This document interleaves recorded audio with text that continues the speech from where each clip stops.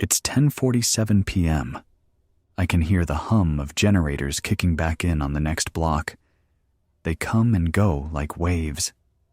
One moment the street's lit faintly by porch bulbs and backup floodlights. The next it's swallowed whole. No warning, no pattern, just the dark, waiting. There's been some confusion about what this actually is. A state of siege. The wording's deliberate. Not martial law, not a curfew. It means the government, both state and federal, now has the legal power to suspend constitutional protections. Search without warrants. Detain without charge. Shut down communication lines. And they don't need to explain why. That's the part that's sinking in the slowest. Because we've all seen crises. Blackouts, blizzards, protests that got loud. But this feels colder. This feels planned.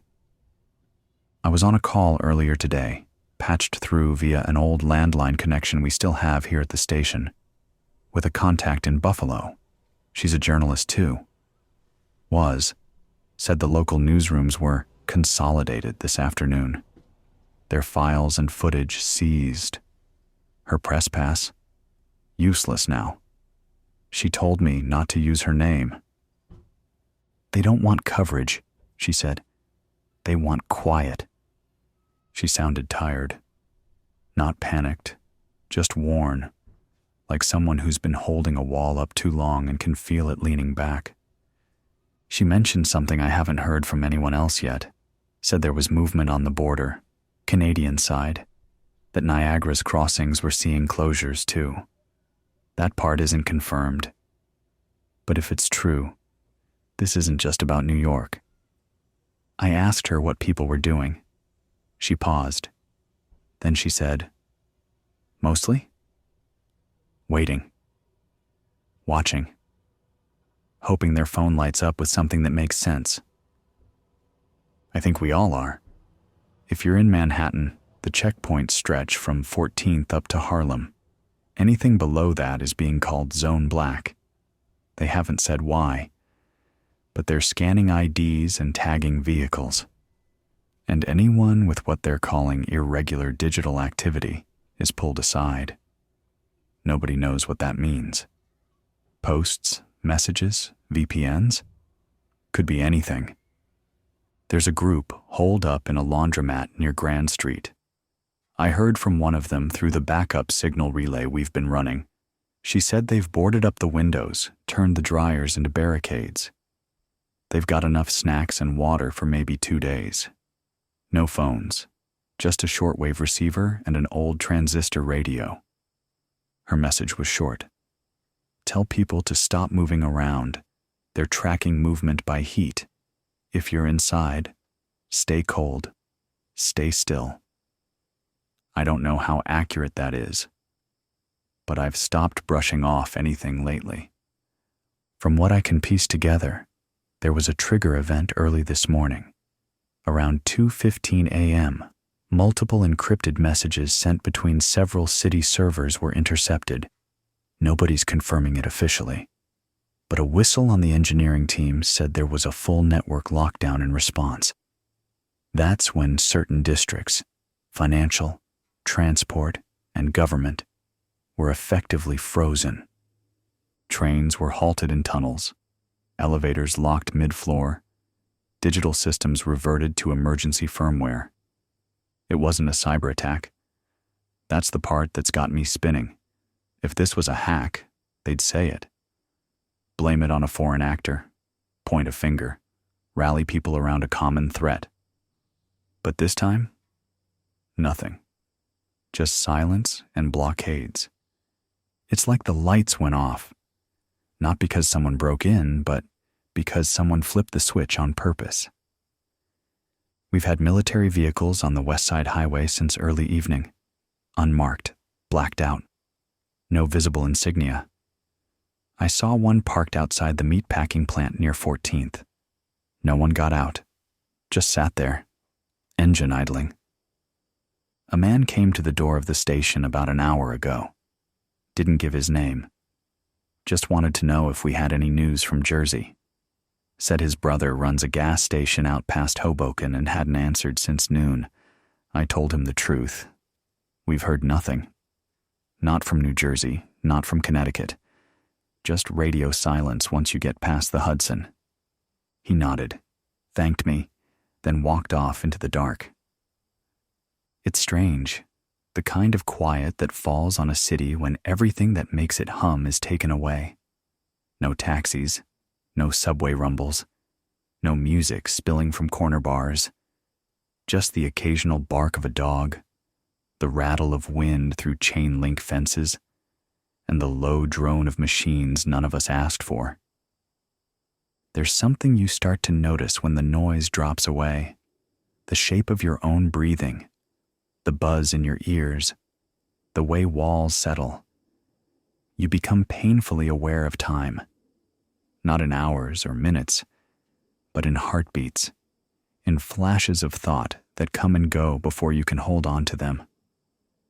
I've been broadcasting for over 3 hours now, and the signal's held up. For now. Our backup batteries are good till morning. After that, we're hoping for another drop from the ham relay in Yonkers. They've been running a volunteer mesh net since the towers went intermittent. If that fails, we're back to scribbling notes and sending runners. To those listening from shelters, makeshift or otherwise, stay where you are. Don't try to make sense of the perimeter lines. They're changing by the hour. What was open at noon might be sealed off by night. Stick to short messages. Analog, if possible. Keep your devices off when not in use. Anything with a signal might get flagged. I don't say this to scare you. I say it because right now, we are shadows moving in a city that no longer wants to be seen. And still, we are here. I got a message scrawled in pencil on the back of an old MTA map. No name, just, the lights are still on in the Bronx Zoo. Cameras too. Who's watching? I don't know. But I'm going to keep reading these as long as my hands are steady, as long as this mic is hot. Because someone, somewhere, might still need to hear a voice that isn't trying to control them. Just be with them. This is Jordan Hale, WNRX. I'm not leaving. It's just after midnight now. The sky above Manhattan is dark, darker than I've ever seen it. The clouds aren't thick, but the glow that used to light up the city at night, it's gone. No towers shining, no neon bleeding through the fog. Just a quiet patchwork of windows here and there, a flashlight beam, a battery lantern, pockets of light like stars on the ground. I stepped out onto the fire escape a few minutes ago, looked south. Past the bridge, the skyline looks faded, like it doesn't want to be seen anymore. There's no curfew order, not officially, but the streets are empty. You can feel the weight of what's unspoken. If you're outside after dark now, you're either desperate or you've got a job nobody wants to ask questions about. And there's been more movement, quiet but steady. Unmarked vans on Canal, 2 convoys heading west on 23rd, no plates, no markings. They're sealing the city, inch by inch. Not loudly, not with sirens and floodlights, just methodically, one road at a time. Someone taped a message to the side of our station earlier tonight, written in chalk on cardboard. It just said, "They're not trying to stop panic. They're trying to stop connection." That one stuck with me. Because panic flares up and burns out. But connection, that's what keeps people going. That's what builds resistance. That's what they're afraid of. The mayor's office has gone completely dark. No public addresses. No press briefings. The last time we heard her voice was during a broadcast this morning. 15 seconds of vague reassurance. The city is under protective management. Remain calm. Obey all guidance. That's it. Nothing since. Someone I trust, someone who worked out of the press floor at City Hall, sent me a single line before her messages stopped. It said, "They've moved her. No name, no location, no reason, just that." Meanwhile, checkpoints are being renamed. They're not calling them safety zones anymore. Now they're processing corridors. And if that phrase doesn't make the hair on your neck stand up, I don't know what will. Here's what I've pieced together from the messages coming in. Flatbush is cut off from the rest of Brooklyn. Nobody in, nobody out. At least a dozen people have said the same thing. Traffic lights locked to red, roads blocked with metal barricades, and cameras mounted on poles that weren't there last week. In Midtown, between Lexington and Park, residents say they've been told to stay inside or be tagged as non-compliant. That's the language now. Not citizens, not residents. Just compliant or non-compliant. I want you to take a breath.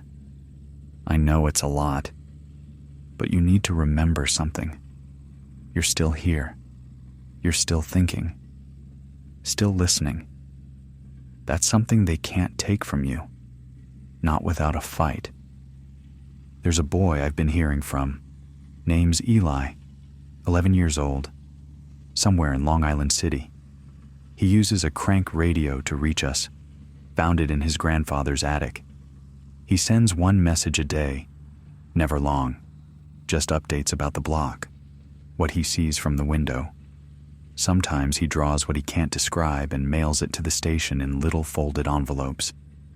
Tonight's note said, "There's a man on the roof across the street.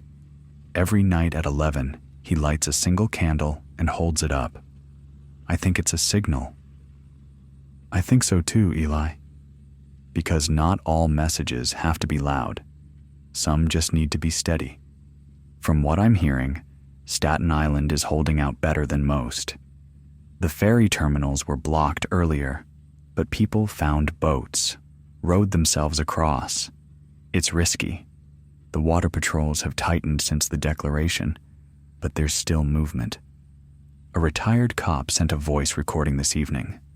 Said they've started forming neighborhood groups, not militias, not gangs, just people watching out for each other, trading food, running quiet patrols. He said, "We're not waiting for someone to come fix this. We're fixing what we can." That's what keeps me going.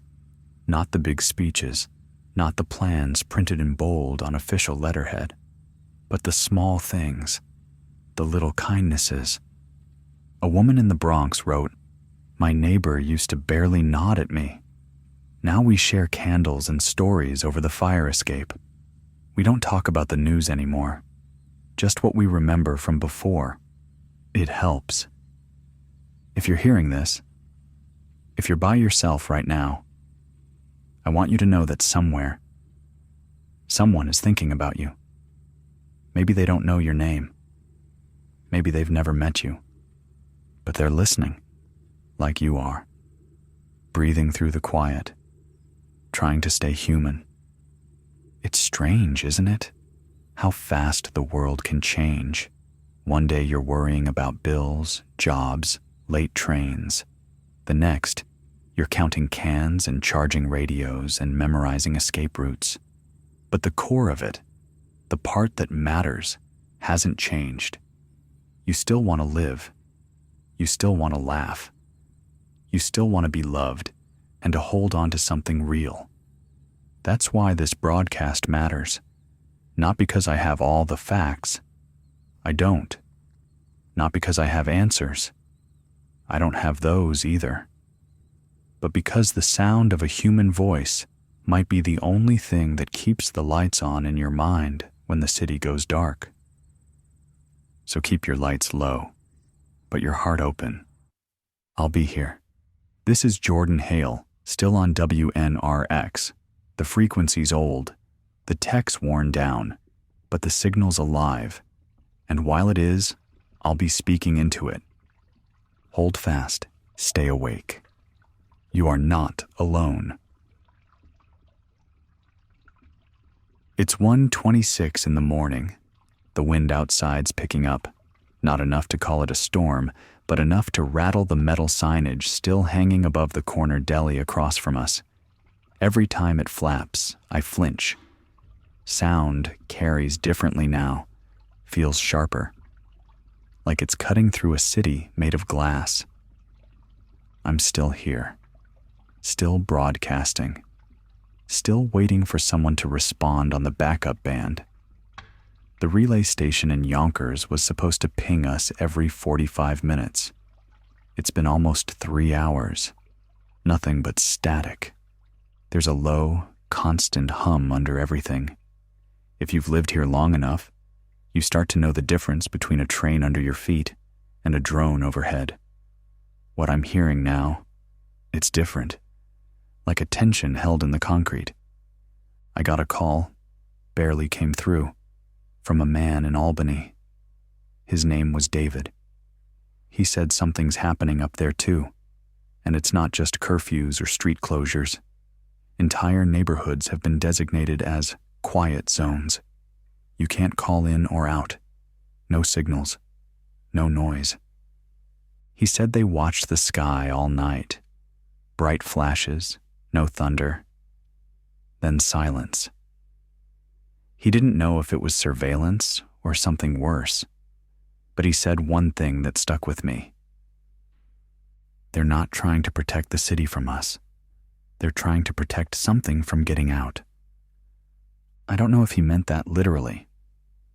Maybe he didn't know either. But it makes you think, doesn't it? We keep hearing the phrase state of siege, like it's about defense, walls, blockades, stopping something from coming in. But what if it's the opposite? What if it's about sealing something in? Something already here? Something we were never meant to see. I don't want to drift too far into fear. That's how they win. Not with force, but with silence and paranoia. They don't have to point guns if they can make you point them at your neighbor. So instead, let's talk about what we know. We know that movement in and out of the city is no longer possible without clearance. We know the checkpoints are running on facial recognition, outdated databases prone to error. We know people are being flagged for things as simple as missing data or having prepaid phones. It's not random, but it's not fair either. I've got a map spread out on the wall behind me. Old subway routes, pinned with notes, taped with hand-drawn updates from listeners. The city is fracturing in ways that don't follow roads or borough lines. It's being divided by power, by silence, by surveillance density. Some areas, like Crown Heights, Inwood, parts of Bushwick, are still exchanging notes across rooftops, messages in laundry lines, lights blinking in code. I got one from a group calling themselves the Horizon Line. Don't know who they are, don't know how many, but they're coordinating movement across rooftops and abandoned service tunnels. They wrote, "It's not just about surviving. It's about knowing where we still are, who we still are." I think they're right, because once you lose track of that, of yourself, the rest starts to crumble too. There was a family broadcasting from an apartment in the Lower East Side. They used a hacked baby monitor to reach us. I didn't know that was even possible. But for 2 nights, they sent messages, updates about patrols, drone flight paths, the kind of information nobody's supposed to have. Tonight, the signal's dead. The monitor went offline around 10:12 p.m. I've been listening to the same 5 seconds of static for hours now, hoping it'll click back in. If you're hearing this, if that was you, we're still listening. We haven't forgotten you. I know it's late. I know sleep is hard to come by these days. Every bump, every flicker, every footstep outside makes your chest tighten. But if you can close your eyes, even for a moment, do it. You need that strength. You need your wits. The siege isn't just on the city, it's on your mind. A listener from White Plains sent in a note. They said they're storing all their food in the attic, not because of looters, but because of what they saw in the basement. The lights flickered, then I heard my own voice coming from the other room, they wrote, but I hadn't said anything. That one chilled me. Still does. Maybe it's just stress. Sleep deprivation. The way fear bends sound and memory. But maybe it's not. Another signal came through from somewhere in the Midwest. A burst of words, clipped, distorted. But one phrase came through clear.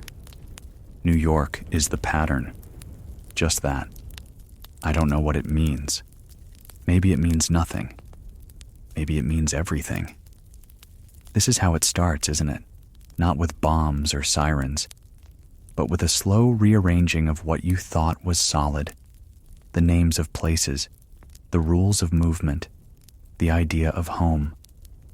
But even now, even after all of this, I still believe in people, in their stubbornness, their defiance, their need to hold on to one another, even when the world turns to ash around them.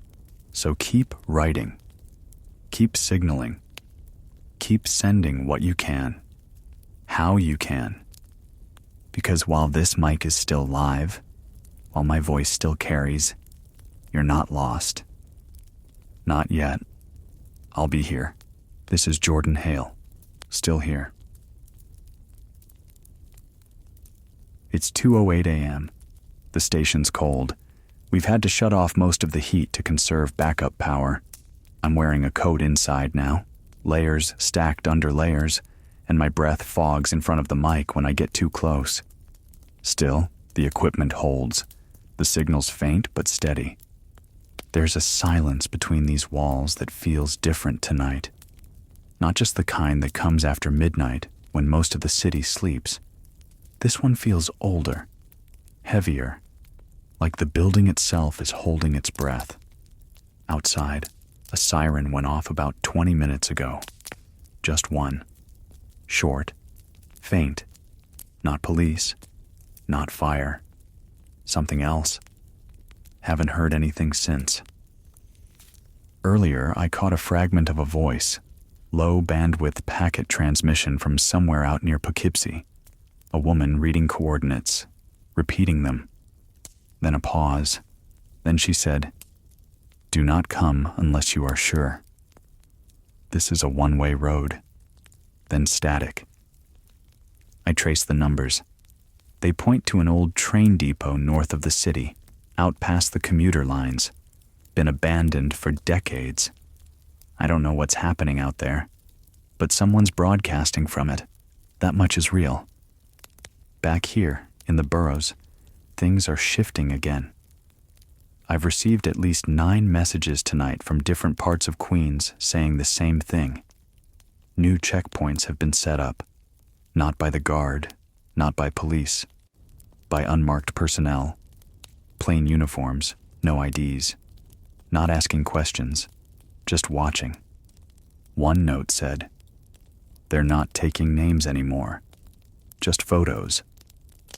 That's the part that scares me. When the official record stops asking who you are and only wants what you look like. You know something's changed.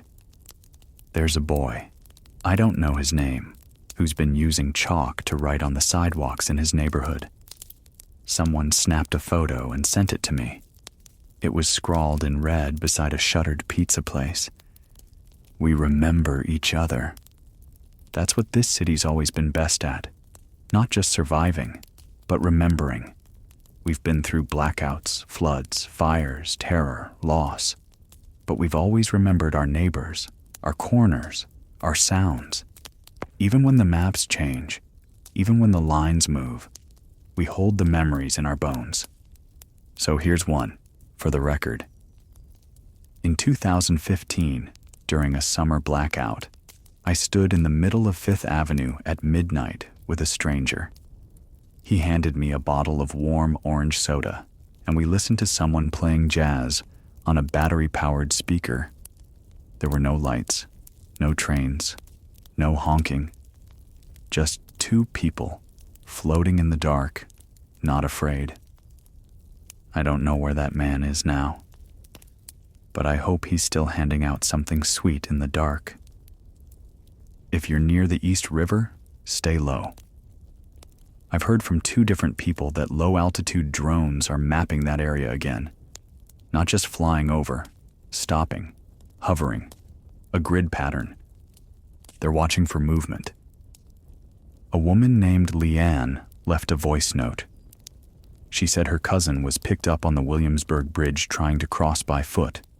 The checkpoint was unmanned, or it looked that way. But the moment he stepped onto the span, a spotlight locked on and a synthetic voice told him to freeze. He was escorted off and hasn't been seen since. She said his name was Andre, 27. Quiet. Loved photography. So, Andre, if you're hearing this, your family's looking for you. They haven't given up.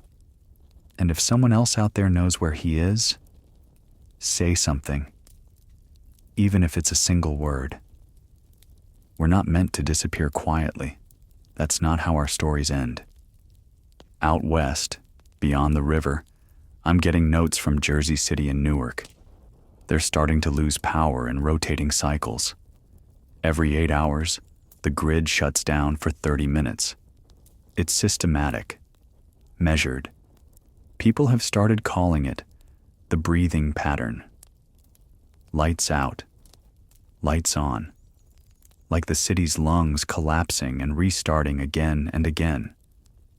Someone scribbled this on the back of a crumpled prescription pad. If the city's breathing, does that mean it's alive? Or dying? It's a question I don't know how to answer. A cab driver, old school, still uses a radio dispatch, sent a transmission from uptown. He said he picked up a fare near Harlem. A woman who didn't say much, just gave him an address in the Bronx. But halfway there, she changed her mind, told him to drive north, as far north as he could. No explanation, just urgency. He asked why. She looked out the window and said, "They're locking down the water. The trucks are coming tomorrow." I don't know what she meant, but the driver swore she knew something. Said she handed him a bill, told him to keep the car moving, no matter what. That was 3 hours ago. He's still driving, still listening. If you're out there, man, keep the tank full. Keep the engine running. And keep the doors open for someone who needs the ride. I want to talk about silence again. Because silence, in the middle of a city like this, isn't just the absence of noise. It's its own kind of signal. People are stopping each other in hallways, not asking for help, just listening, just checking if the other person's still breathing. That's what we've come to, counting signs of life in footfalls and creaking floors. Someone told me there's a hallway in a high-rise in Midtown where tenants have agreed to make a single knock on the wall every morning at 7 o'clock. That's it. Just one knock. No talking. No shouting. If you don't hear the knock, you wait a few minutes. Then you knock yourself. Let them know you're still there. That's what connection looks like now. Knocks on a wall. A voice on the radio. A flicker of light in a window. We're piecing together something fragile, but real. Something they can't fully erase. I'll keep speaking into the dark. Not because I know who's out there, but because I know someone is. This is Jordan Hale, and I'm not turning off this mic. It's 3:03 a.m. Outside, it's raining again. Not hard, Not the kind of rain that beats down and makes you run for cover, but a soft, unsteady drizzle. The kind that sticks to everything and turns the streets into mirrors. You can hear it if you're close to the windows. Not a downpour, just a whisper. The kind of sound that tells you the city hasn't completely stopped breathing. Not yet. If you're out there walking tonight, trying to make it from one building to another, keep close to the walls. The rain slicks the sidewalks and slows your steps, but it also hides you. That's something. One of the city's last emergency service lines cut off around 2:40. The recording didn't fade. It stopped mid-sentence. No click, no tone, just gone. That's the third one today. We used to have backup after backup for these things. Redundancy built into the system like a second heartbeat. But over the past 2 days, it's become clear. They're not maintaining them. They're letting them die out. And that changes something. Because when a government stops broadcasting, it's not silence, it's strategy. When they don't tell you what's happening, it's not confusion. It's choice. We've entered a different phase. I can feel it. No more orders. No more warnings. Just absence. And when that vacuum forms, when the air goes still, people start to listen closer. They start to fill in the blanks. And that's when things really start to break apart. Not because we panic, but because we realize no one's steering anymore. A woman from South Brooklyn called in. A voice so thin I almost missed it. She said she watched a food delivery drone drop a package near her building. Nothing unusual, except there was no order, no address printed on the bag, just a barcode and a date, June 17th. She scanned it. It linked to a private file on a city contractor's site, a blackout meal code, standard military ration data, and one line of text, Zone 7, sustainment phase begins. She didn't know what it meant. Neither do I. But the date's a week from now. Something is coming. I don't say that lightly. I've avoided speculation. I've refused to jump at every rumor that crosses my desk. But this feels different. Someone, somewhere, is planning something. Quietly, deliberately. And they're not telling us. We've always had rules. The city ran on them. Lights turn green, elevators chime, trains pull in and out. Even chaos followed a schedule. But now we're in the gaps between the rules, in the static. Earlier tonight, I got a series of messages on our analog line. Scrambled, disjointed. But one thing kept repeating, a voice saying, "Do not trust the loudspeakers." I don't know where they were recorded. Maybe Queens, maybe further upstate. But they weren't automated announcements. These were live readings, broadcast through mounted speakers in residential zones, the kind you see strapped to light poles, the kind we were told were for alerts only. One of the messages said, "Remain calm, follow lighting codes, doors will be sealed shortly." Lighting codes. That's a new one. I went looking, called a retired city engineer I know.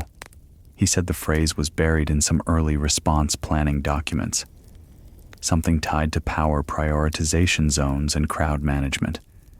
But it was never meant to go live, not unless something serious had already broken. Which means we're past the edge now. We're in the part of the plan that was only supposed to exist on paper. A small grocery near Bushwick has been handing out food without asking questions. No IDs, no forms, just take what you need.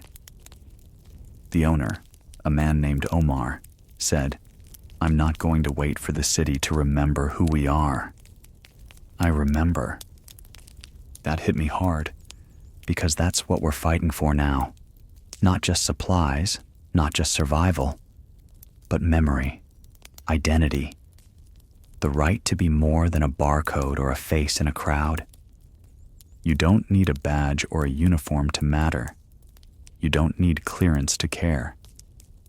Someone sent in a scrap of notebook paper from the Bronx. Torn edges, shaky handwriting. It said, "We built towers, they built fences. Don't forget who started this city." I won't.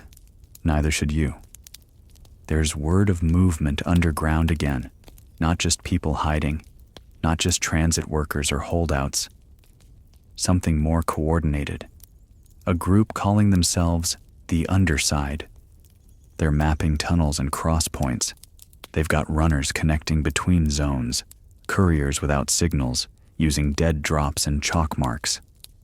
One of them left this message taped to a pole near Columbus Circle. You are not alone. You are not forgotten. If they control the sky, we move beneath their feet. Sometimes I wonder if I should be reading these things out loud, if I'm putting people at risk by saying too much. But then I think, the risk isn't in being heard. The risk is in going quiet. That's how you lose a city. Not to bombs, not to floods, but to forgetting each other. I keep a candle lit on the sill here, just outside the booth. No one can see it. Not really. But it's a habit now. A kind of tether.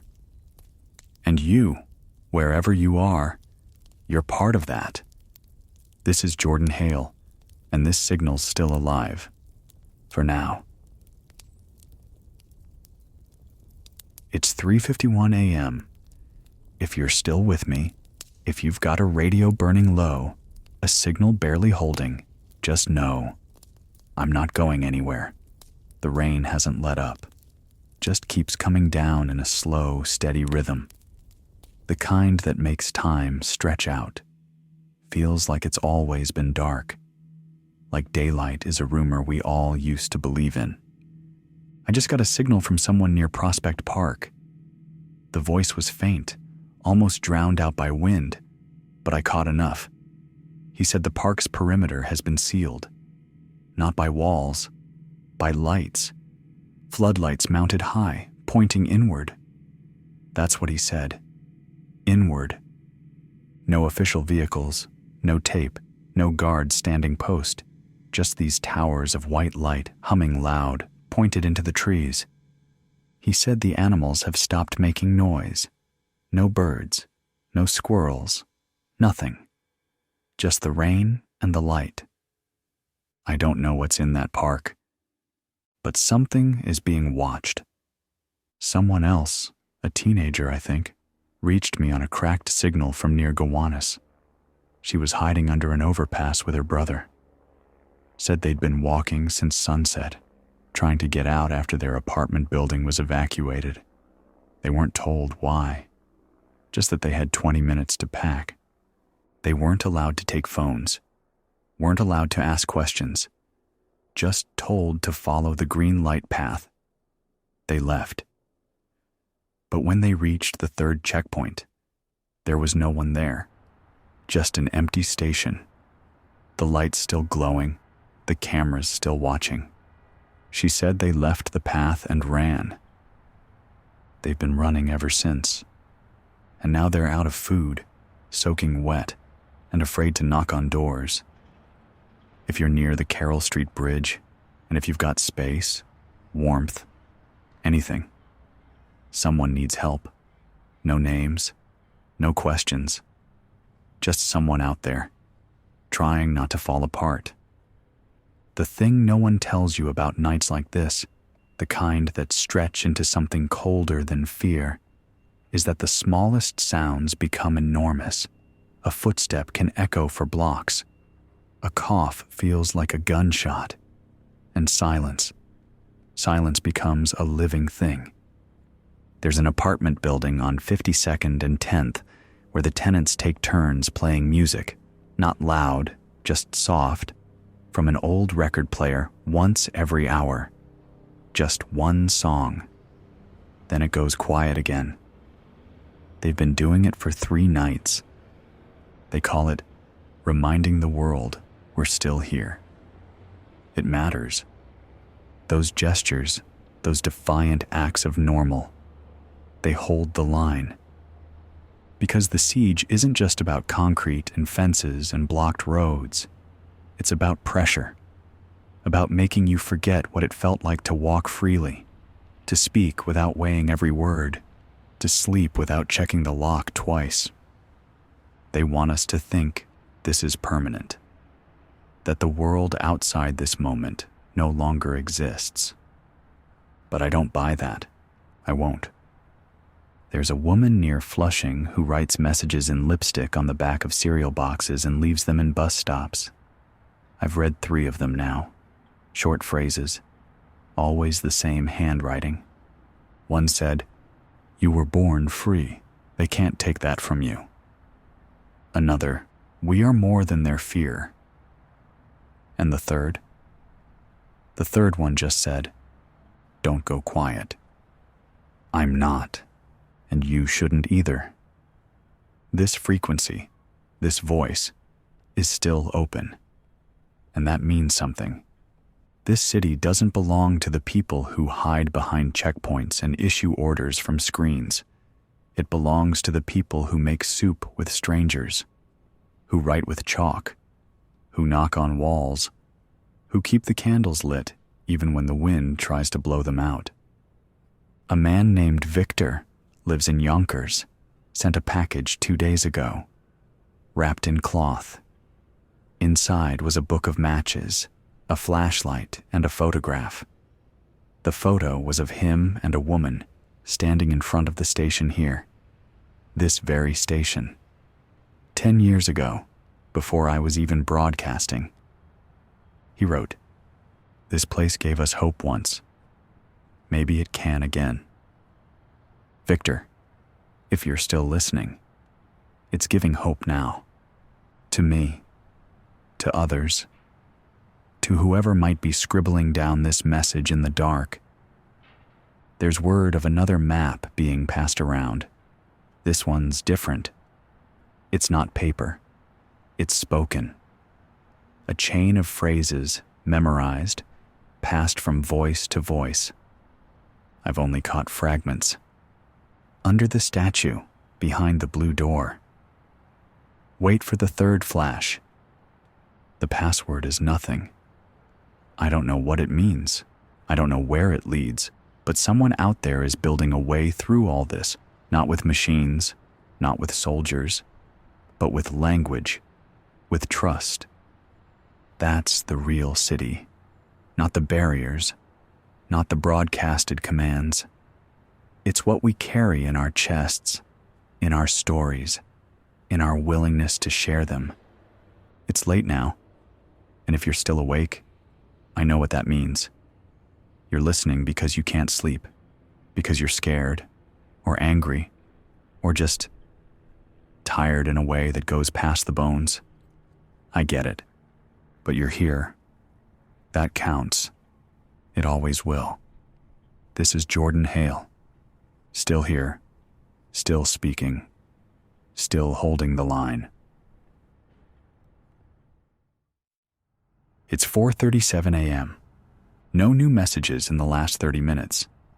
No buzz on the backup board. Just the soft click of the reel spinning behind me and the low hum of the backup generator, keeping this signal alive a little longer. I stepped out onto the stairwell a few minutes ago. The city's asleep in the most uneasy sense of the word. No horns, no cars, just the rain, still falling, still soft. The kind of rain that soaks in and stays. You can't hear it unless you're really listening, but once you do, it fills every space. There's an alley across from here between 2 old walk-ups. Someone taped a piece of paper to the brick. It's barely visible through the wet, but I made it out. Just 3 words. We still count. They do. You do. I don't know how many people are still listening. I stopped checking the signal strength hours ago. Doesn't matter. If even one person hears this, just one voice in the dark, then that's enough. A shortwave relay from Shroon Lake just came through. Woman's voice, clipped, wind-blown, but clear. She said they've set up camp near an old fire tower. 10 people, maybe more. They're rationing, keeping warm using scavenged propane tanks, salvaged coats, old newspapers as insulation. She said something else, said they've started naming the stars again. They change every night, she said. Maybe it's just our eyes, or maybe it's something else. But we name them anyway, so we remember how. That stuck with me, because when the lights are gone and the sky is all you have left, you start to understand why our ancestors named everything they saw. You name it so it doesn't slip away, so it doesn't become part of the silence.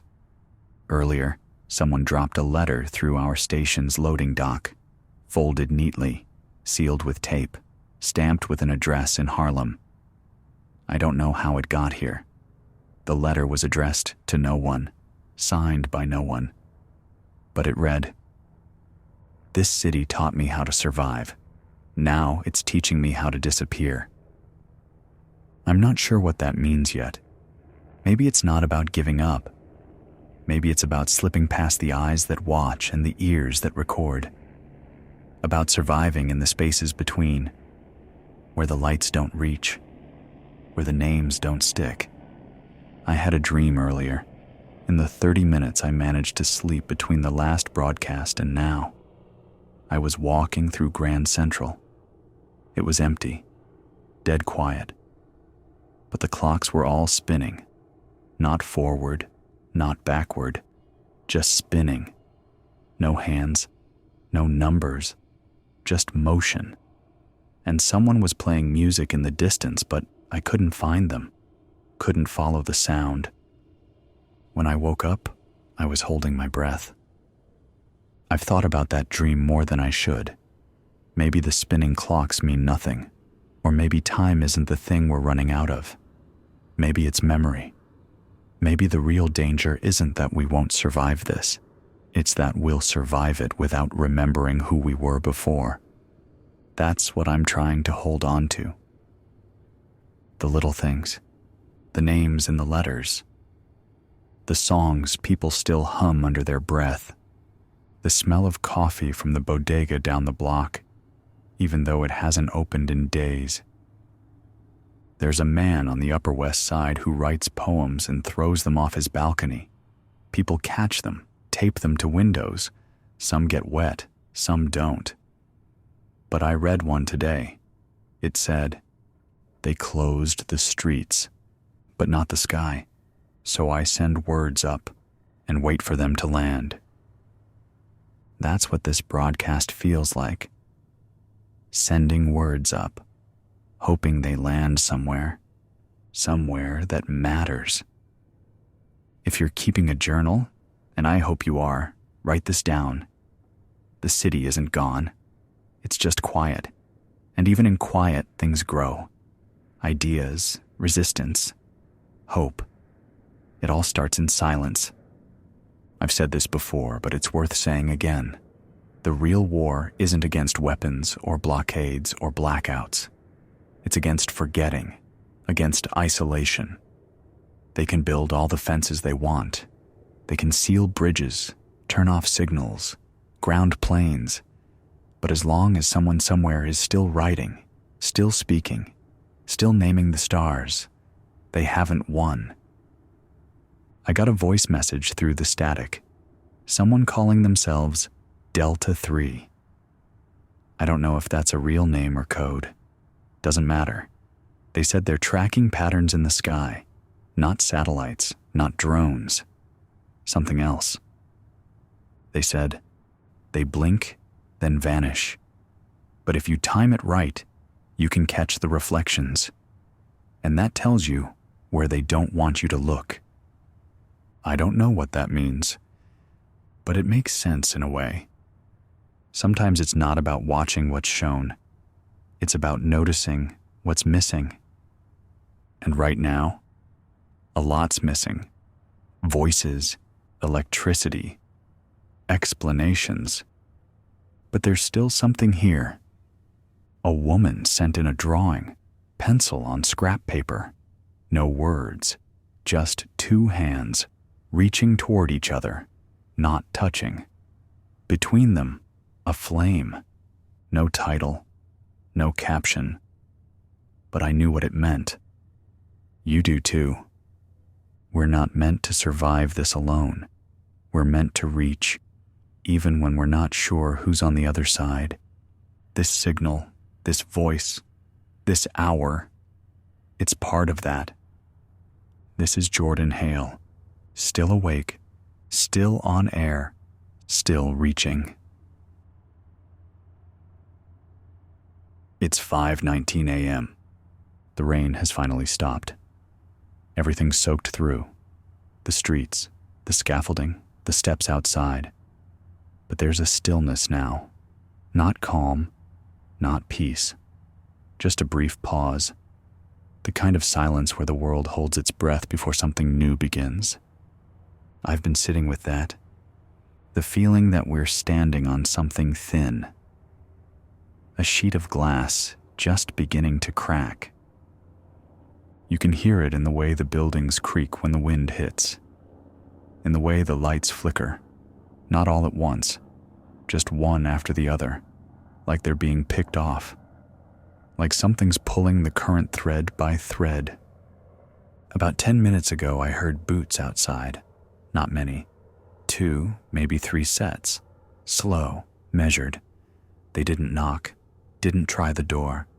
Just stood there a while. Listening. I stayed quiet. Let the station hum like it always does. Just enough sound to feel alive. And then they walked away. Who they were? I don't know. But they weren't neighbors. No one on this block walks like that. And no one listens that long without a reason.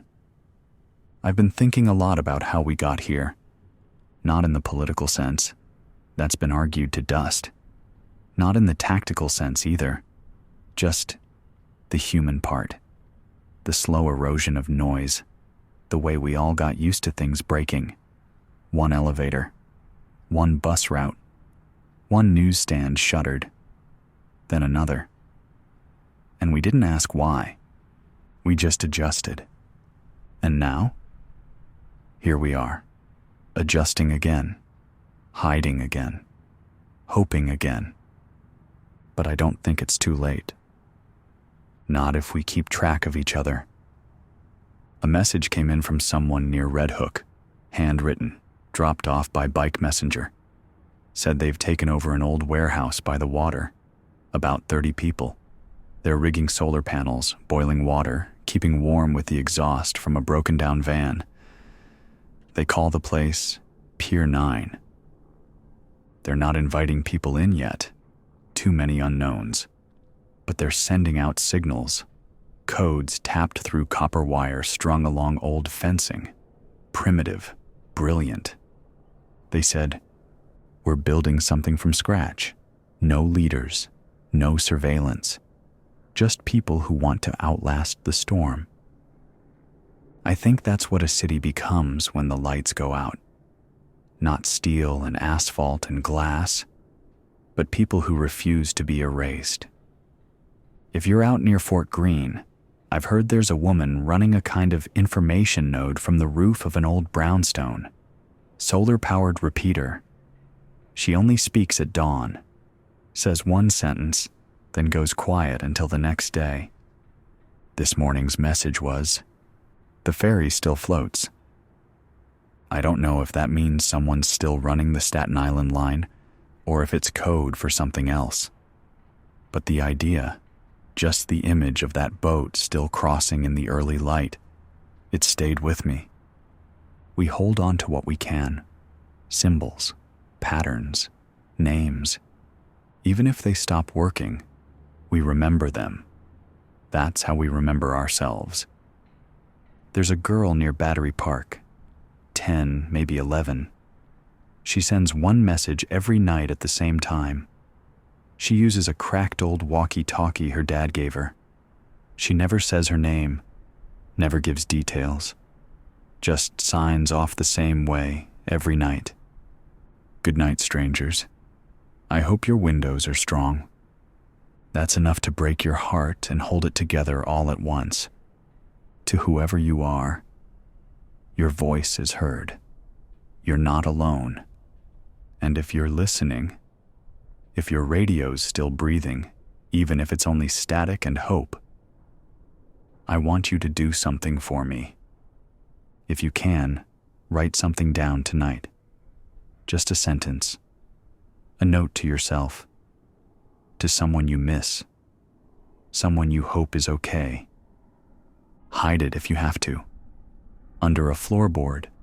Inside a drawer. Tape it to a wall where only you'll see it.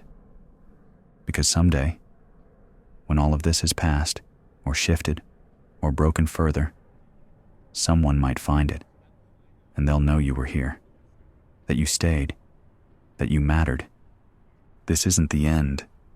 Not yet. We're tired. Yes. We're scared. Of course. But we're not done. There's a pulse under this city, beneath the barricades, beneath the algorithms and checkpoints and voices that echo without faces. There's still music in the pipes, heat in the bricks, fire in our lungs. And I'll be here, while I can, to remind you of that. This is Jordan Hale, still broadcasting, still listening, still hoping. It's just past 6:02 a.m. A faint line of gray has started to push at the edge of the skyline. Not sunrise yet, but the first signal that night might end. It's quiet. Too quiet to feel like morning. But something's shifting. Somewhere, birds will start singing again. Maybe not here. Maybe not yet. But somewhere. I'm still here. I want to read something that came in late last night. No name, just a passage handwritten on the back of an old bus transfer slip. The ink is smudged like it traveled through someone's coat pocket for a long time. It says, "When the train stopped, I thought it was the end. But then someone played piano in the building across from mine. Just one song. No applause, no announcement. Just notes, soft and slow. And for a moment, I remembered how it felt to be alive before all of this. I think we have to keep playing, even if no one's listening. That's what this station is. It's a piano in the dark. No applause, no crowd. Just sound, carried out into a city that may or may not still be awake. But I'll keep playing. I've received a report from the edge of the Bronx. A cluster of apartment buildings have gone dark, all at once. Not from power failure. This is different.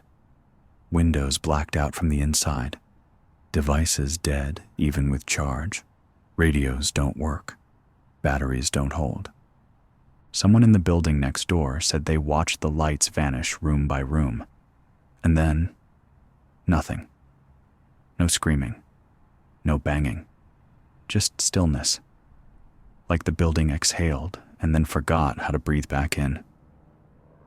We don't know what's happening there, but we do know it's spreading.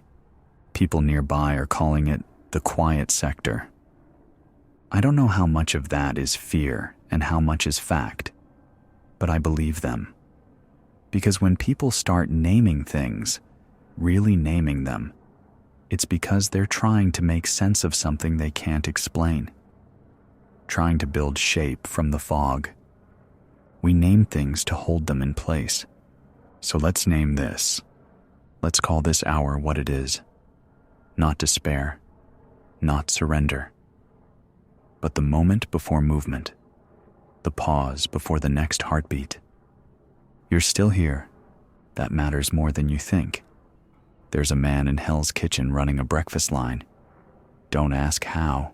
Food's nearly gone everywhere. But every morning, like clockwork, he fires up an old propane stove and makes something hot. One pan, one pot. Nothing fancy. just warmth and salt and steam rising from the concrete. He doesn't charge. He just says, "Eat fast and go quietly." Someone asked why he keeps doing it. He answered, "Because someone has to remember what normal used to feel like." We don't rebuild by waiting for permission. We rebuild by boiling water when we can. We rebuild by singing when our voices crack. We rebuild by showing up, even when nobody's sure if anyone's still watching. There's been chatter, low signal, spotty, from something called the Loop, an underground network moving people through the abandoned rail lines, utility tunnels, and collapsed basements. I've only heard fragments, but they move like a pulse. No one in charge, no destination, just connection. They say the rule is simple. If someone reaches for your hand, take it. I think that's enough of a rule for now. Someone asked me earlier, back when this all started, why stay on air? What's the point? And I said, because someone might be scared. And if I can't fix that, I can at least speak into it. It's not about answers. It's about presence. It's about reminding you that your voice, even if no one responds, is still real, still worth sending out. I heard from a teacher, retired, living alone in Astoria. She wrote, "Every night I read old poems aloud in my kitchen. I think my walls remember them better than I do." And then she added, "I started making up new ones, just to see if the silence will answer." That's what this is. That's what we're all doing. Making up new poems, new broadcasts, new rituals. Because the old ones have faded, or been taken, or sealed behind doors we're not allowed to open. But our voices, they're still ours.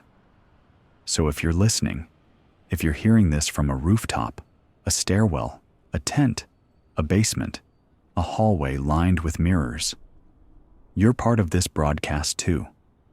Not just as an audience, but as a frequency. You matter.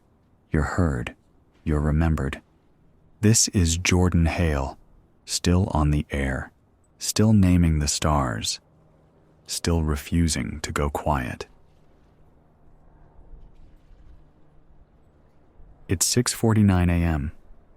The clouds have thinned just enough to show the faintest suggestion of a sunrise, not the kind you write songs about, just a smear of pale gold behind the buildings, the kind of light that barely counts, but it's something.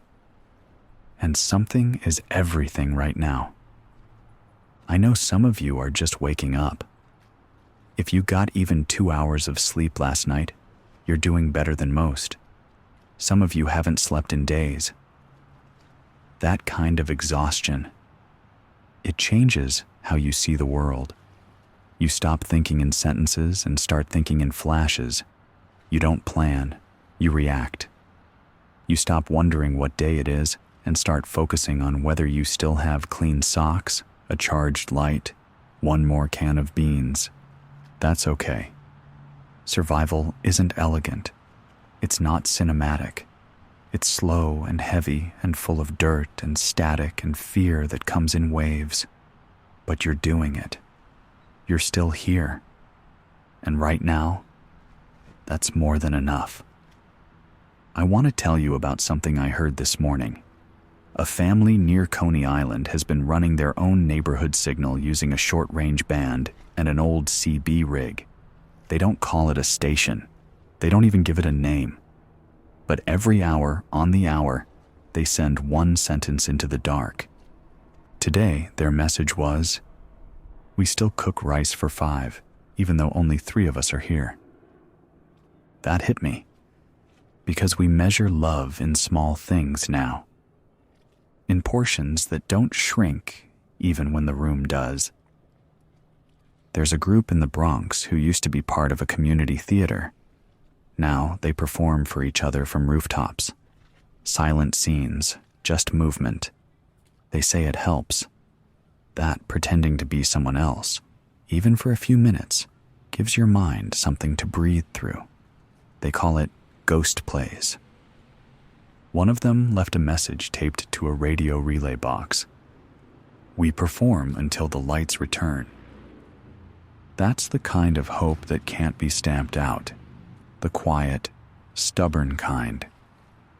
I've been tracking chatter across the boroughs. Not coordinated, not yet, but it's growing. A soft weave of voices, each doing what they can to speak into the silence. Shortwave signals, written notes passed down elevator shafts, chalk arrows near storm drains, taped messages on power poles. Someone in Ridgewood left a message on a boarded-up bus shelter. It just said, "If you see this, knock 3 times at midnight. We answer if we're home."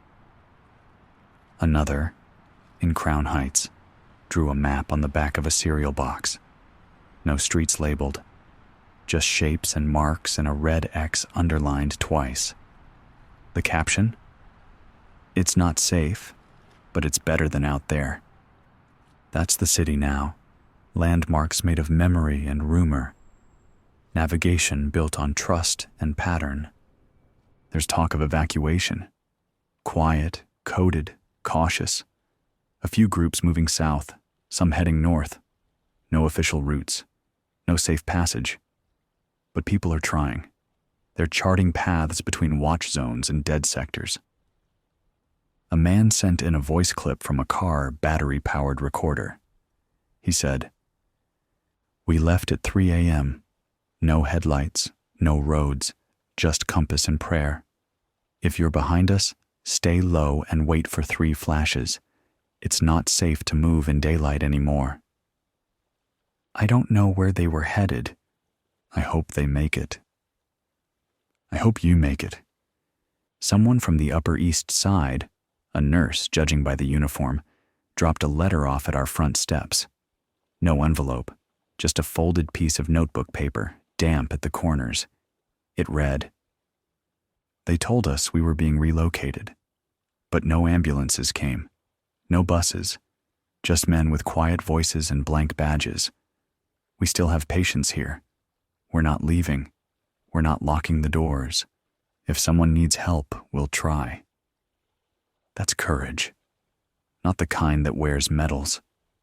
The kind that wears scrubs and keeps showing up even when everything else falls apart. If you're one of them, if you're holding space for others when you barely have enough for yourself, thank you. Truly, you're the ones still keeping the world from tipping over. This morning, I lit the last of the candles in the station's emergency kit. We've got maybe 2 hours left on backup unless the relay lines re-engage. If I cut out after this segment, I'll do what I always do. Sit still, wait for the buzz, and talk again the moment it comes back. That's the rhythm now. Speak when you can. Wait when you must. But never stop listening. Never stop leaving the light on, even if it's only the size of a match. This is Jordan Hale, still here, still holding the line. It's 7:38 a.m. The light outside is finally something real. Not a glow or a trick of the clouds. Real sunlight. Pale, watery, slipping between buildings like it doesn't quite remember how to touch the city. But it's here. And that means something. The streets aren't moving yet.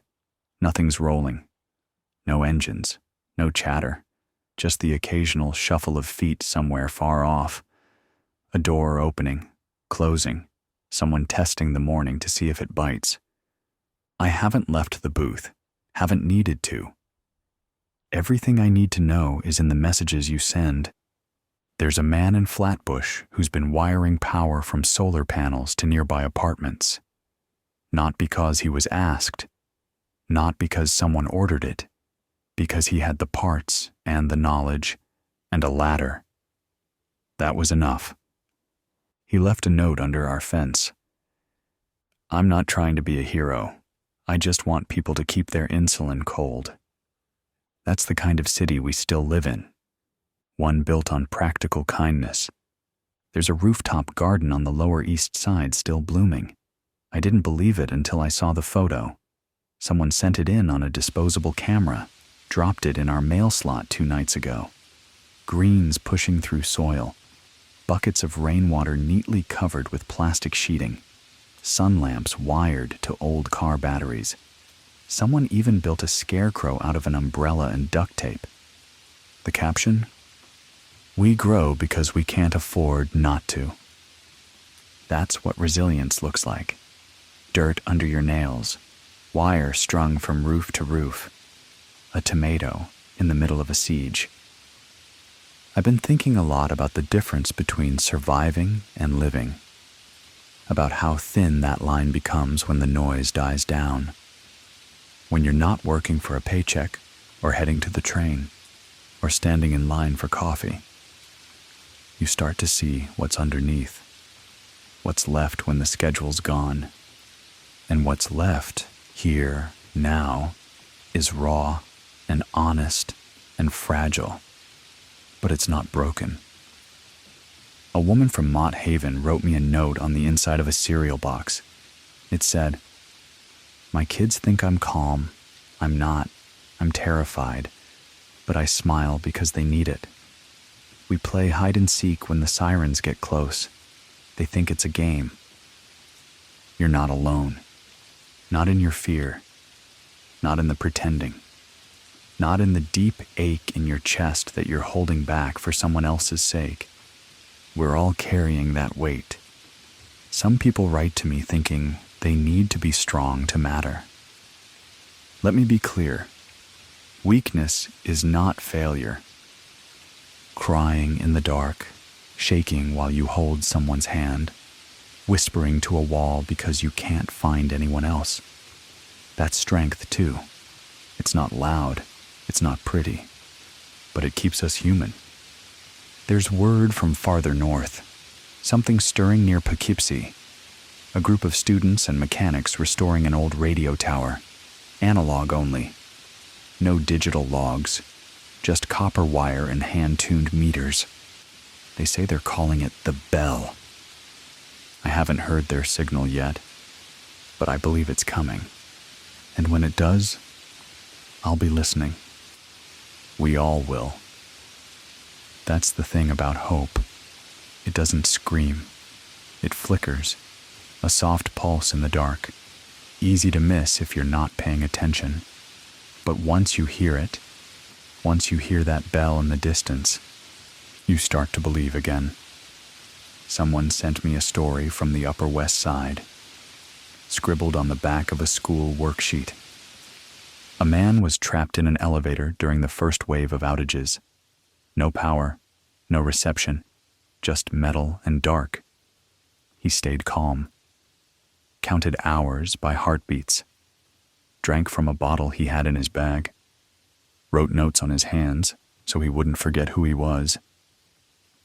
When the door finally opened, when someone pried it open with a crowbar and flashlight, he looked up and said, "I was still here. I didn't vanish." That line hasn't left me, because that's what this moment is. We're not gone. We didn't vanish. We're still here. Even when they take away the signals and the news and the roads and the words we used to trust, we're still here, writing in chalk, speaking in code, whispering across rooftops, leaving notes in cereal boxes. And this station, this voice, will keep going as long as there's anything left to power it. As long as breath keeps moving through my lungs, as long as someone out there needs to know they're not the last one left. This is Jordan Hale. You are not alone. I'll be here. It's 8:25 a.m. The sun is up now, but it feels like it's only doing half the job. The light is here, sure, landing on rooftops, hitting broken windows, brushing against fences that weren't there a week ago. But the warmth? That part hasn't caught up yet. Maybe that's just how it feels. Cold has a way of lingering in more than just your hands. Still, the day has started, or at least something like a day. I've been hearing movement outside the station. Careful, light steps. Someone running a wire down the alley. I didn't interfere. Sometimes the smartest thing you can do is let a stranger work, especially if what they're building might help someone else tomorrow. That's been the rhythm out there lately. Quiet work. Wires strung between windows. Solar panels tilted by hand. Buckets lowered from rooftops. A pulley made from rope and an old laundry basket. Someone passes up canned goods. Someone else sends down batteries. This city isn't just surviving. It's adapting. Slowly. Quietly. In ways the loud voices weren't prepared for.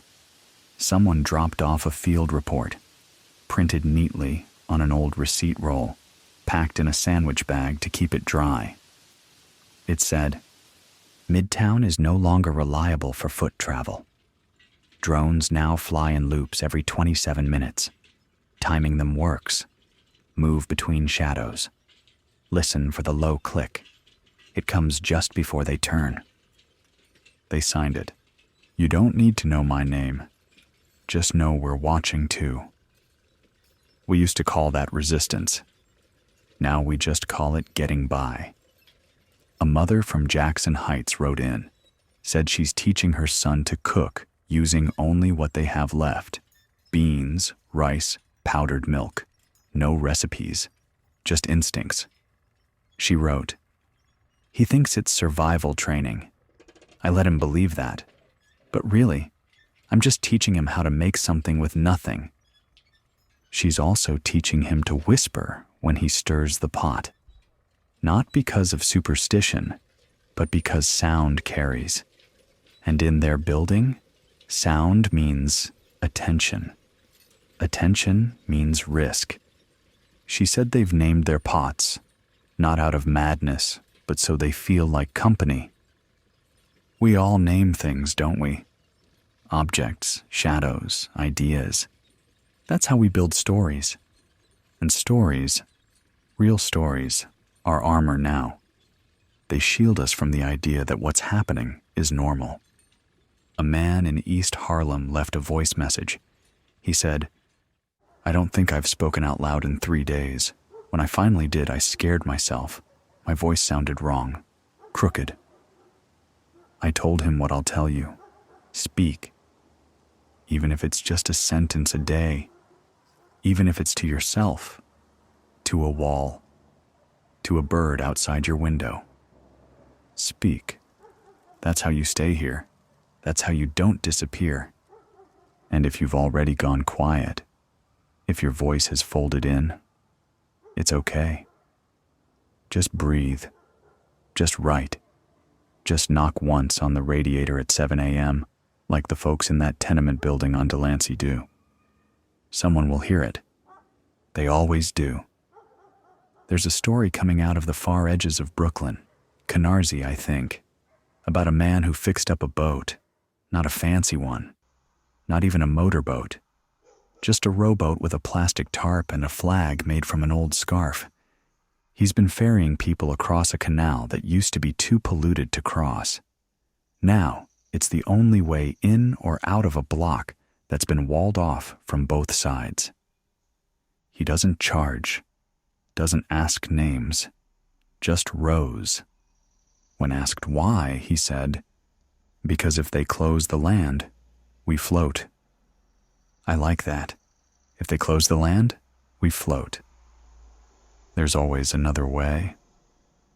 Always a crack in the wall. You just have to listen for it. I don't know what today will bring. Maybe more blackouts. Maybe silence on the line.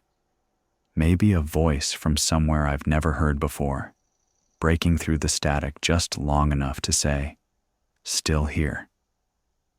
That's enough. That's more than enough. Because that's all any of us are trying to say right now, isn't it? Still here, still moving, still human. This is Jordan Hale, and I'm still broadcasting. I'll keep the line open as long as I can. For you, for whoever's next, for the city that remembers itself, even when everything else forgets. It's 9:17 a.m. The sunlight's stronger now. It's caught in the upper windows of the buildings across the street. All that broken glass flashing like old mirrors. The air's warming up just enough to make the steam rise off the pavement. It's not much, but it's something close to ordinary. And I think people are starting to move again. I saw someone walk past the station just a few minutes ago, alone. Hood up, backpack slung low. No rush, just walking, like it was any other day. He didn't look up at the window, didn't stop. But I watched him all the way down the block until he turned the corner and disappeared behind the old laundromat. That's the strange thing about right now. Even the most normal acts feel like resistance. Just walking. Just not being afraid to take the next step. I want to talk about what's happening along the river. There are watch zones now, places where cameras are mounted low, not the kind you see on traffic poles, but the ones built into railings, tucked behind mesh, set up to scan without anyone noticing. They don't pan, they don't blink, but they're listening. One man who works construction told me he spotted wires running underground, spliced into the water mains. Said they're not just watching for movement, they're measuring vibrations, trying to detect where foot traffic is flowing before it gets visible. That's what surveillance looks like now. Not loud, not obvious, just quiet presence. There's a teenager in Bed-Stuy who's been mapping those watch zones, not for money, not for trade, just because he thinks someone needs to. He scrawls the patterns into a notebook, marks them with duct tape, then leaves copies in little free libraries across the borough. His maps don't have a name. He doesn't want credit. His note said, "The city kept us in the dark for so long. I figured we might as well map the dark ourselves." That's what bravery looks like at 17. A woman from across the river, Jersey side, sent in a snapshot through our open channel. It was a photo of an old church basement, blankets on the floor, cans stacked to the ceiling, a single window cracked just enough for air. She said, "We don't sing anymore, but we hum. It's enough. It keeps the fear off the walls." Sometimes sound is a weapon. Sometimes it's armor. If you can't shout, hum. If you can't hum, breathe loud. Whatever you do, don't fall silent inside your own mind. That's how the siege wins. Not with barricades, with isolation. There's been a change near Central Park. From what I've been told, no one's being allowed in after noon. New fences, signs posted in 5 languages. No gathering, no loitering, no access beyond the perimeter wall. But someone with a marker and enough nerve wrote something across the edge of one of those signs, right under the government seal. It just says, "Grass still grows. So do we." I don't know who wrote it, but thank you. Because that's the truth. That's the root of all this.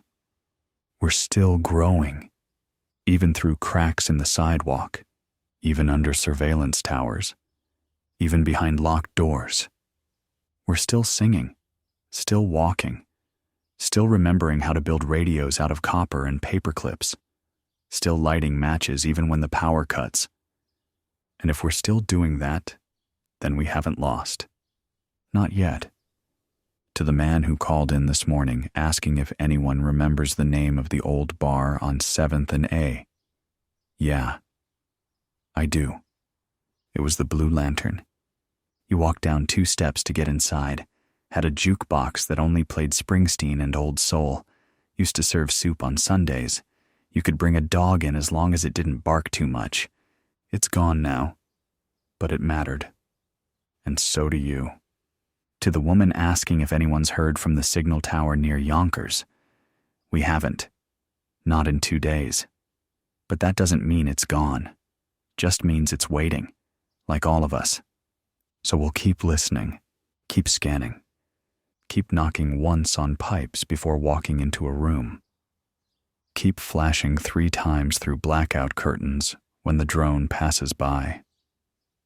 This is the city now. Built on rhythm, built on memory, built on people who didn't ask to be brave but are anyway. You are not forgotten. You are not alone. This is Jordan Hale, still speaking, still yours. It's 10:11 a.m. The light's full now. The kind of light that catches in chain link fences, makes the rust shine like gold. The kind that lays across the street like a blanket nobody asked for, too warm for comfort, too soft to trust. This city used to sparkle in light like this. Now it just squints. The signal's still strong for now. We're running off a backup coil scavenged from a maintenance van somebody left behind in the station lot. Not meant for this kind of load, but we rewired it, wrapped it in foil, and crossed our fingers. That's how everything runs now. Crossed fingers, borrowed time, and quiet defiance. People keep asking me what they should be doing, and I get it. Everyone wants a plan, a checklist, a map that leads to safe. But here's the thing. There's no universal fix. There's only this. Move when you can. Rest when you must. Listen hard. Speak if it's safe. Help where you're able. And remember, always remember, the people still matter more than the system. Because the system forgot us a long time ago. This morning, I got a package from someone in Sunset Park, wrapped in brown paper, sealed with what looked like melted crayon. Inside was a notebook, full of lists, names mostly, block numbers, apartment units, who stayed, who left, who made it out. There were no dates, no explanations. Just this written on the first page, so no one disappears. I flipped through every name, every scrawl, every margin note about who liked their coffee black and who watered the plants when no one asked. It felt like reading the map of a vanished city. But it wasn't vanished, because now I know those names. And now you do too. Somewhere in Tribeca, someone's hanging white sheets from their window when it's safe to move. No pattern. No message. Just a sign. We're still here. We still see you. A man passing by took a photo and left a note under the door that said, "I saw your signal.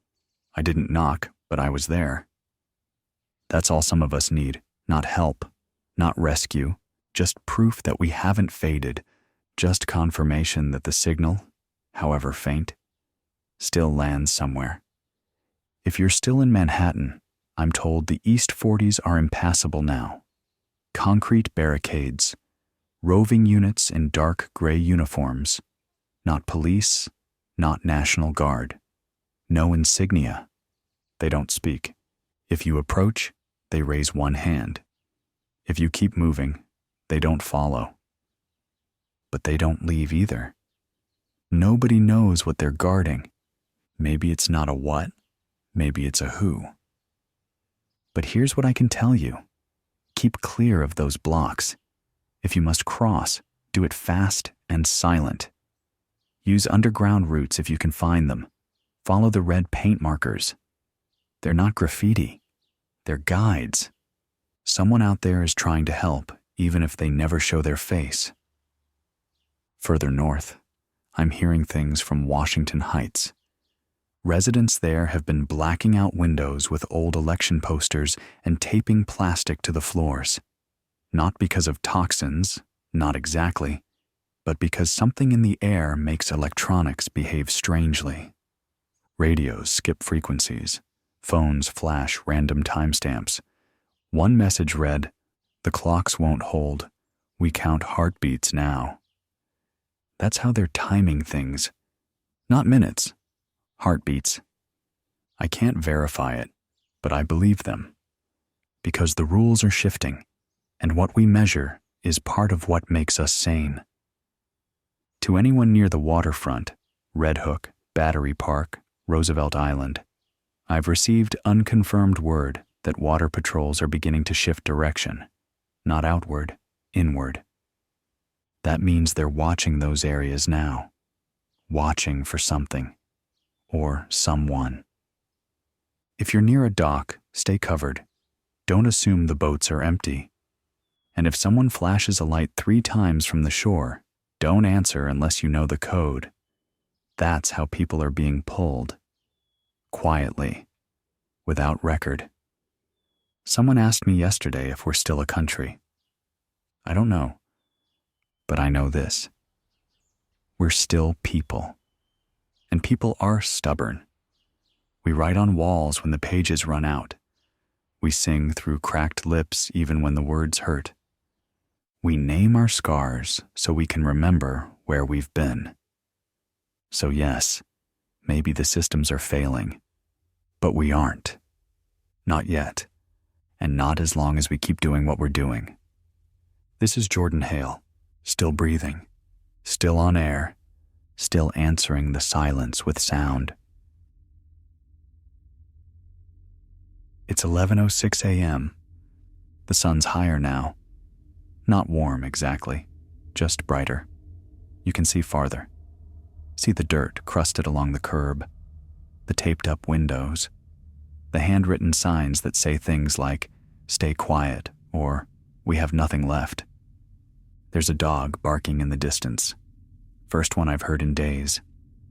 For a moment, it made everything feel normal again. Then the silence came back. I haven't left the booth. Too many stories still coming in.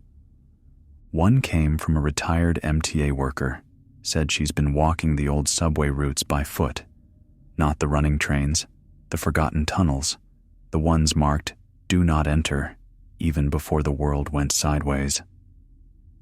She keeps a flashlight taped to her chest, 2 radios strapped to her hip. She doesn't speak unless she has to. She said she's mapping every route that still has airflow. That was her only priority. Air, she wrote.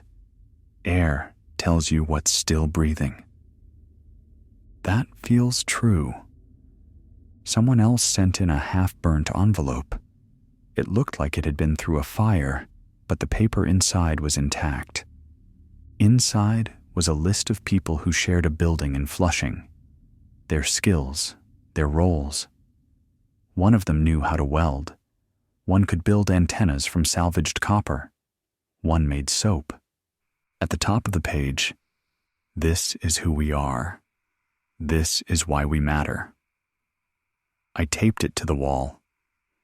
Not because it's dramatic, but because it's right. Sometimes I think the world's not ending at all.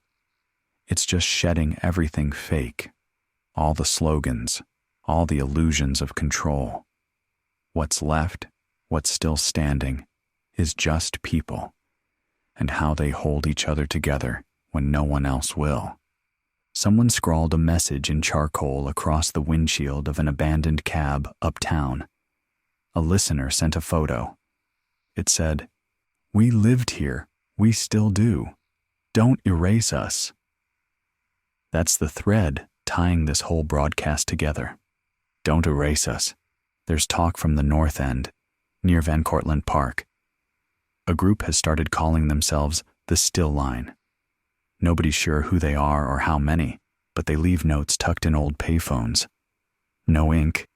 They etch them into the metal with screws or keys. Someone transcribed one and sent it in. It said, We don't lead, we don't follow. We just hold the shape of the city until it's safe to move again. That's what holding looks like now. You don't have to carry the whole weight, just your corner of it. That's enough. I got another message today from the girl with the walkie-talkie near Battery Park. Same time as always, same sign-off. Good morning, strangers. I hope your windows are still holding. We are, kid. Barely. But we are. Someone asked if this signal ever makes it beyond New York. Sometimes. On clear nights, with the right relays, the right ears, it reaches as far as Trenton. Maybe further, when the power lines behave. But that's not the point. This isn't about range. It's about proof. Proof that a voice still carries, that words still have weight. That even when we're boxed in, monitored, choked quiet, we still echo.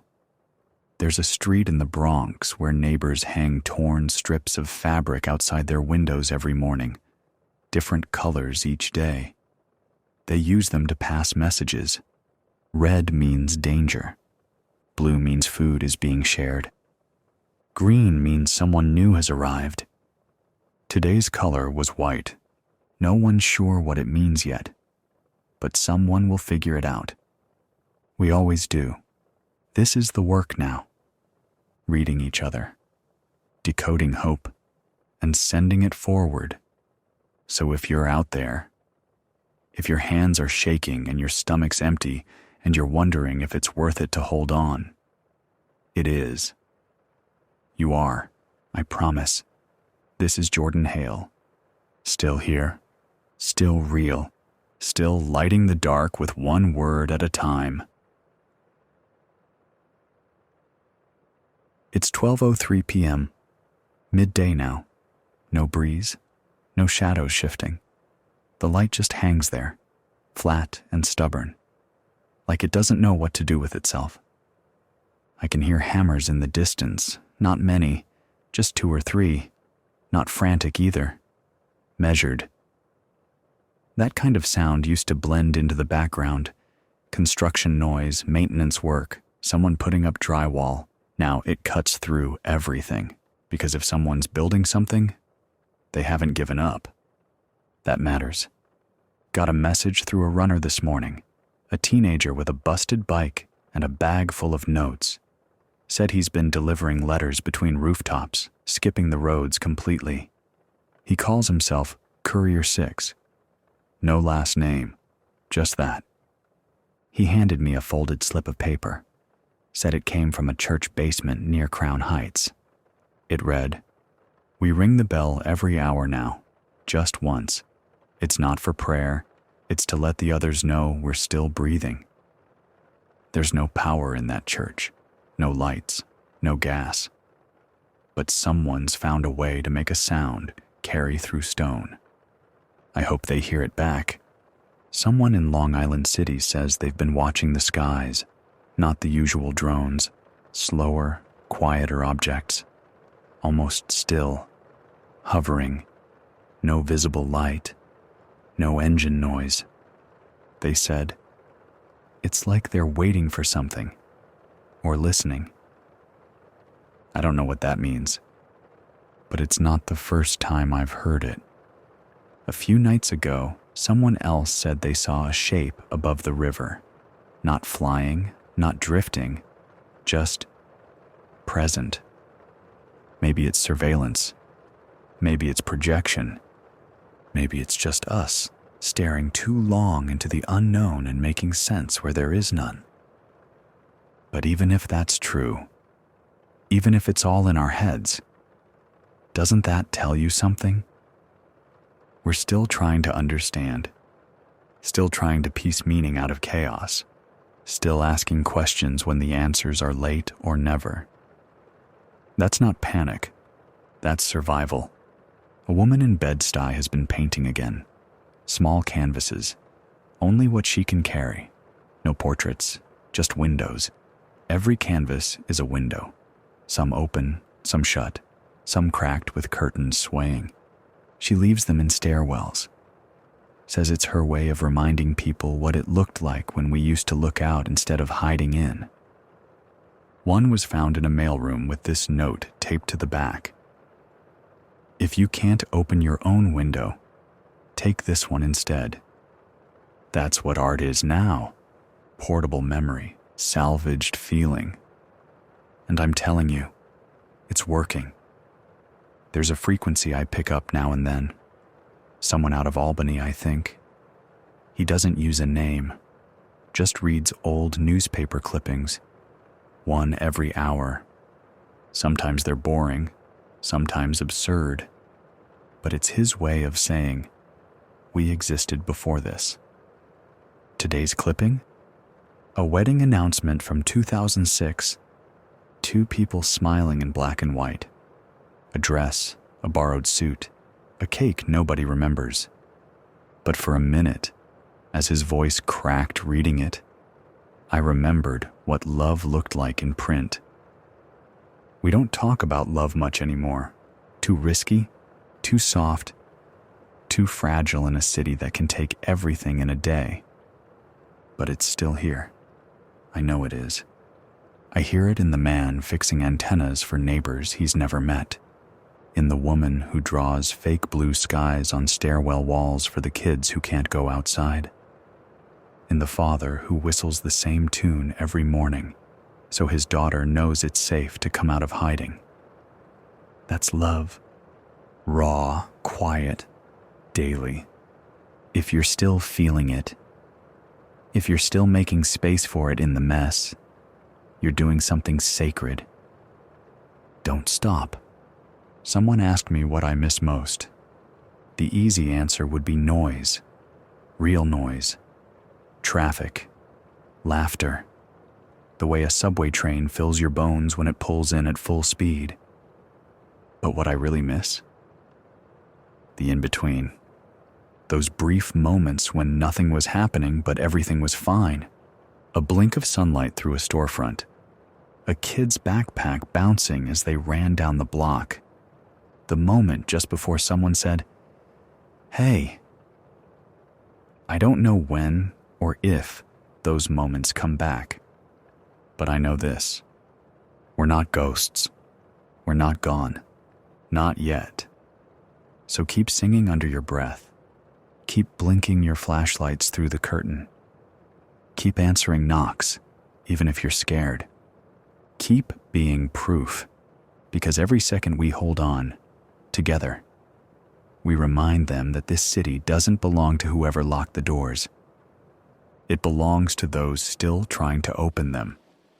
This is Jordan Hale, still with you, still listening, still naming the hours until the city finds its voice again. It's 12:57 p.m. It's hot now, not like summer, not the kind of heat that rises off the pavement and makes people roll their sleeves up. It's a dull, trapped heat, the kind that fills rooms where the windows don't open and the vents don't run. We turned the fans off an hour ago to save power. It's quiet now. Just me, the hum of the transmitter, and the weight of what's left. Someone from Midtown left a message on the station's side door last night, scrawled in grease pencil, wiped clean in the corners like they weren't sure how many words they were allowed. It said, "They don't take your name anymore. They take your voice. Don't let them." I won't. And you shouldn't either. If they take your signal, find a new one. If they jam your frequency, write on the walls. If they cut your line, talk to the wind. But speak. Always speak. There's been word from Queens, a man running a small outpost in an old barber shop. No electricity, just candles, radios, and what's left of his old toolkit. He sends out daily reports to anyone within earshot. Head count, water status, weather notes scratched into the side of a broom handle. His motto, "We don't need permission to stay alive." That's how it's starting to feel, isn't it?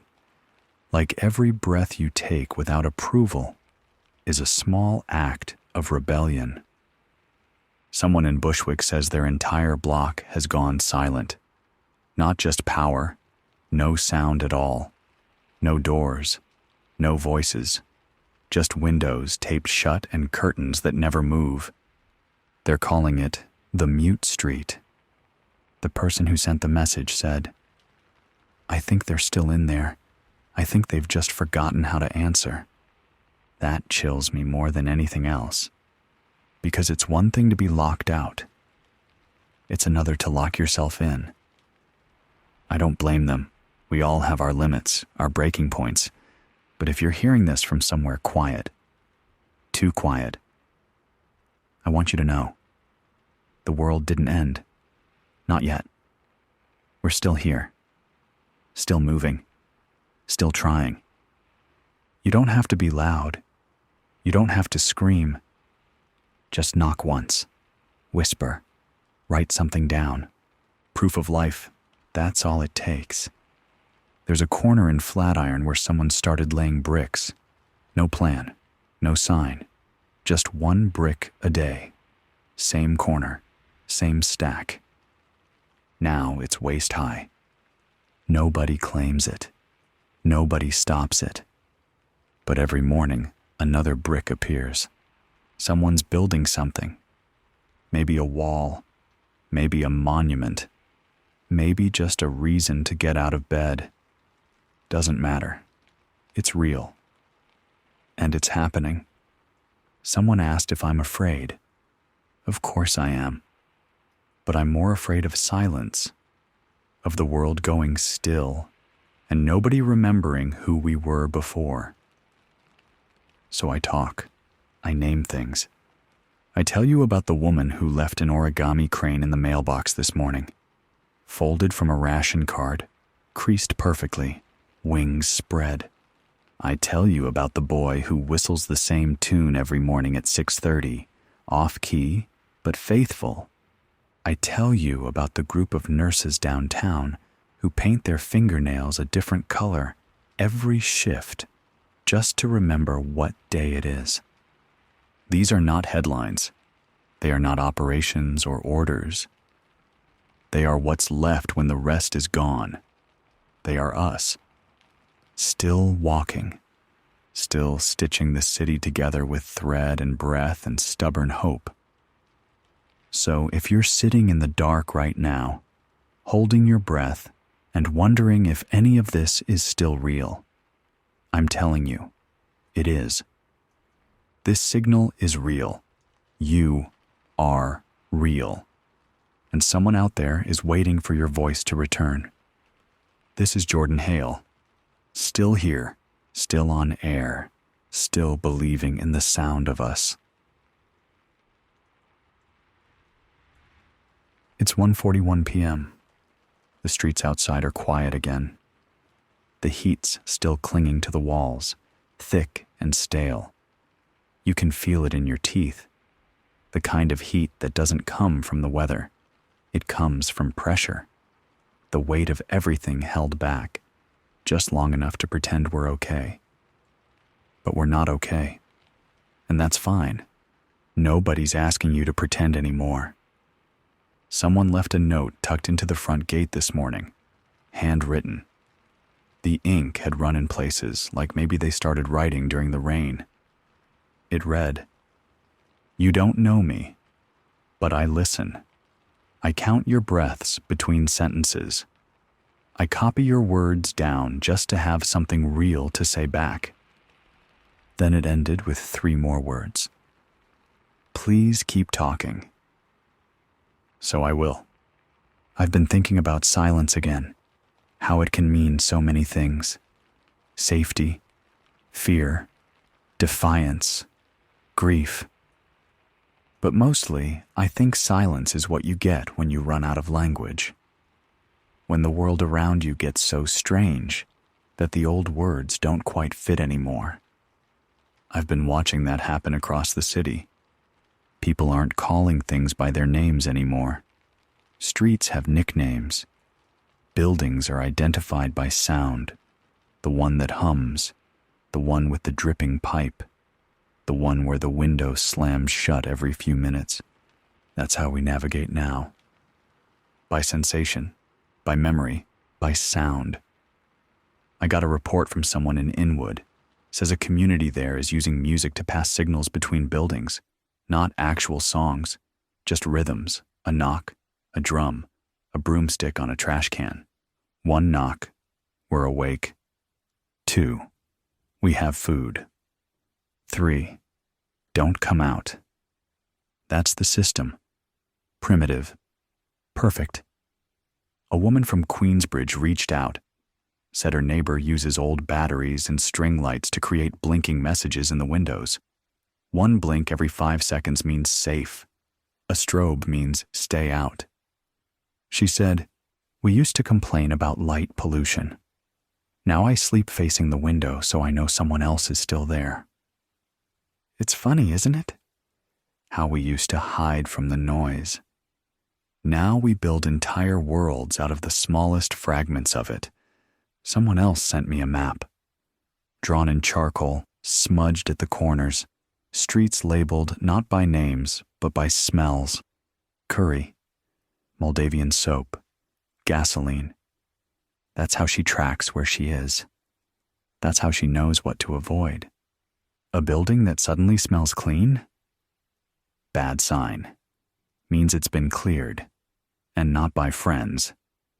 The maps we need now aren't in books. They're in our heads, our skin, the way our breath shortens when a door creaks wrong.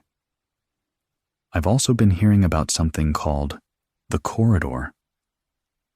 It runs from the Lower East Side through a web of broken basements, sewer accesses, and hollowed-out storefronts.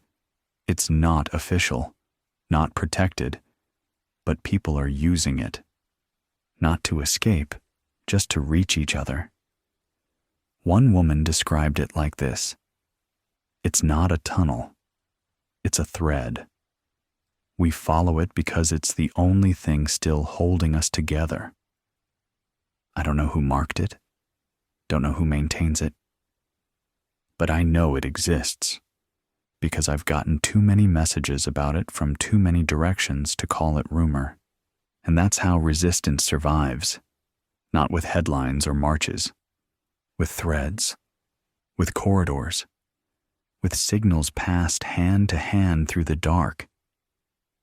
I saw someone this morning, first time in days. She walked past the station, dragging a plastic crate on a rope.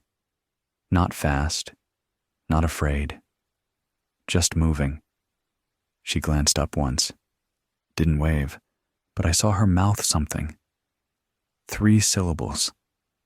Might have been, "I'm still here." Might have been nothing. But I nodded back, just in case. That's what this is, this entire broadcast. A nod, a flicker, a voice just loud enough to remind you that you're not imagining this, that you're not alone in it. This is Jordan Hale, still speaking.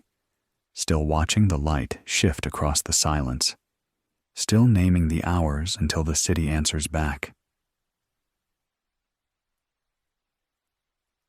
It's 2:32 p.m. No drones overhead right now, no hum, no whine of rotors slicing the sky. It's the longest we've gone today without one passing over. And that silence, it's different from the others. This one feels like waiting, like the whole sky is holding its breath. I don't trust it. Neither do the people in the building across from me. I've been watching them pull in the last of their sheets and hang them against the inside of the windows, not to dry, to cover, to hide the glass, to erase the illusion that there's something safe about sunlight. That's what we do now. Make shadows out of whatever we've got left. I got a message scratched into the side of an old subway token. You read that right. Not a note, not a recording. A token. The back was filed flat, and someone etched a name, a number, and 4 words. Still alive. Still watching. No signature. Just slipped under the loading dock door. Still warm when I picked it up. That's the kind of communication we're dealing with now. Etched metal. Candle smoke. Window flickers. Everything temporary. Everything quiet. But everything deliberate. There's a man near the Brooklyn Navy Yard running what he calls the listening bench. It's just an overturned crate, a chair, and a shortwave radio. He doesn't speak unless spoken to. Doesn't answer questions. Just listens. If you sit beside him, he'll hand you a notebook. Inside are dozens of messages from people who passed through. No names, just lines like, "My sister made it across. We're planting spinach now. Don't trust the trucks marked with fruit." I still hum in the dark. That notebook has more truth in it than anything I've seen in months, and it's never been broadcast until now. Because truth, this quiet, doesn't survive in headlines. It needs whispers. It needs hands. It needs a station like this, and a moment like now. Someone asked me yesterday, "What's the plan?" Here it is. Keep each other alive. That's it. We're past the point of fixing. We're building now. And not all of it looks like survival. Some of it looks like chalk drawings on walls. Some of it looks like a cracked mirror turned face up so the birds see the sun. Some of it looks like 3 strangers standing shoulder to shoulder without a word, watching an empty street, daring it to change. You don't have to be brave every second. You don't have to be useful all the time. You don't need to know the right frequency or own the right radio. You just need to stay here. Right here. In this moment. Breathing. There's a woman uptown who leaves out pots of boiling water on her fire escape. Not for tea. Not for cooking. Just steam. Rising. Slow. Visible. She says it's how she tells the others she's still there. A signal. In the shape of breath. I believe in that.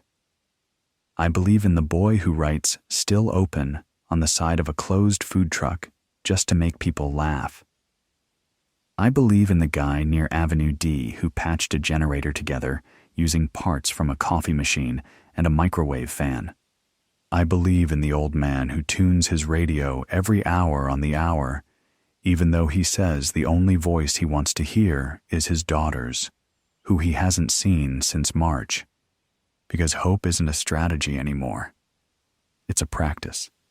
Something you do in the dark, with sore hands and low light and the kind of patience they never taught us in school. So do it. Even if it doesn't feel like enough. Especially if it doesn't feel like enough.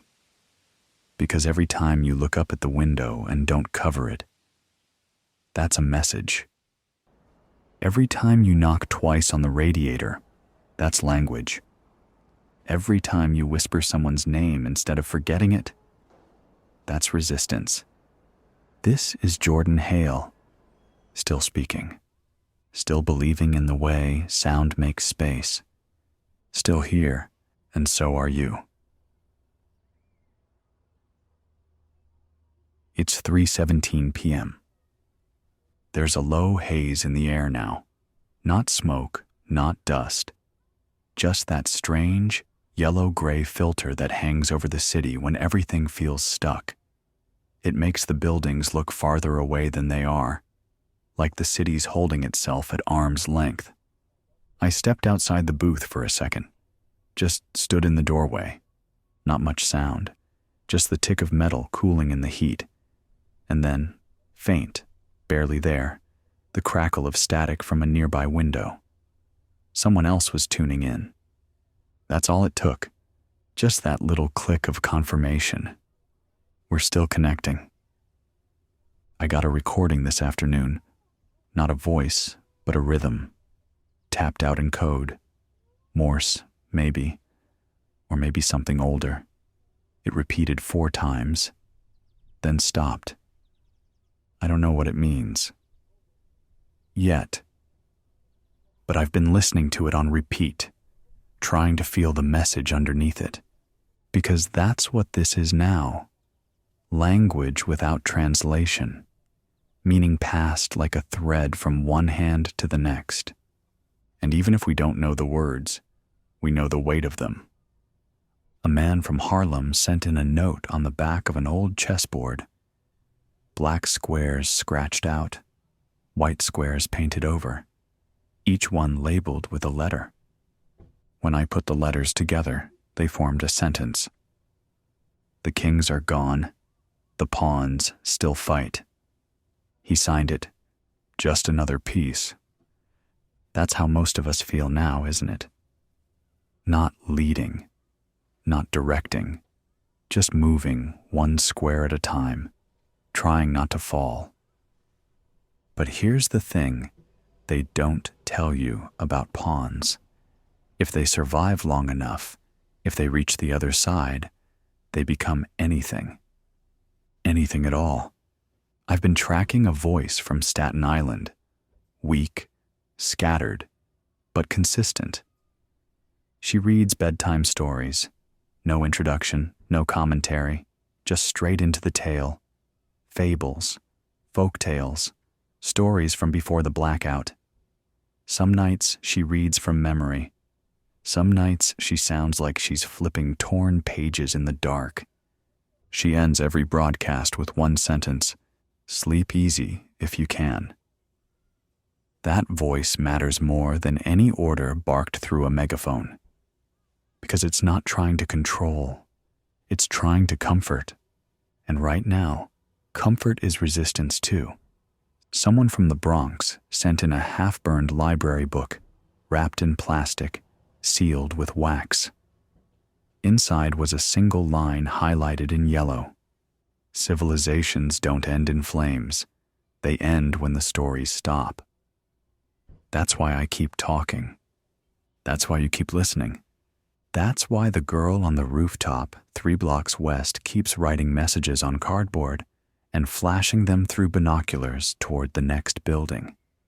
Yesterday's message said, "Anyone still got coffee?" Today's said, "I found a spoon."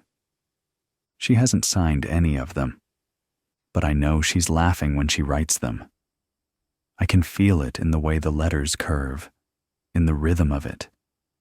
And laughter, even now, is sacred. Someone asked me why I stay, why I don't pack up and try to find a way out. I don't have a heroic answer. I stay because someone needs to be here when the next voice comes through.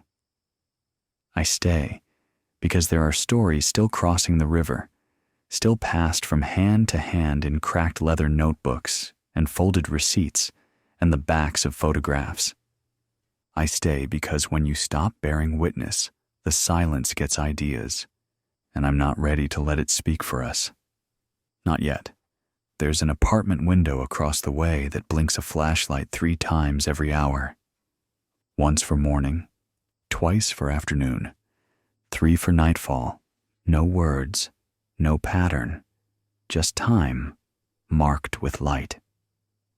I watch it every day, and every day it reminds me that someone else is still marking the hours, still honoring them, still proving we are not lost, even if the systems around us are. This is Jordan Hale, still tracking the signals, still counting the stories, still with you, always.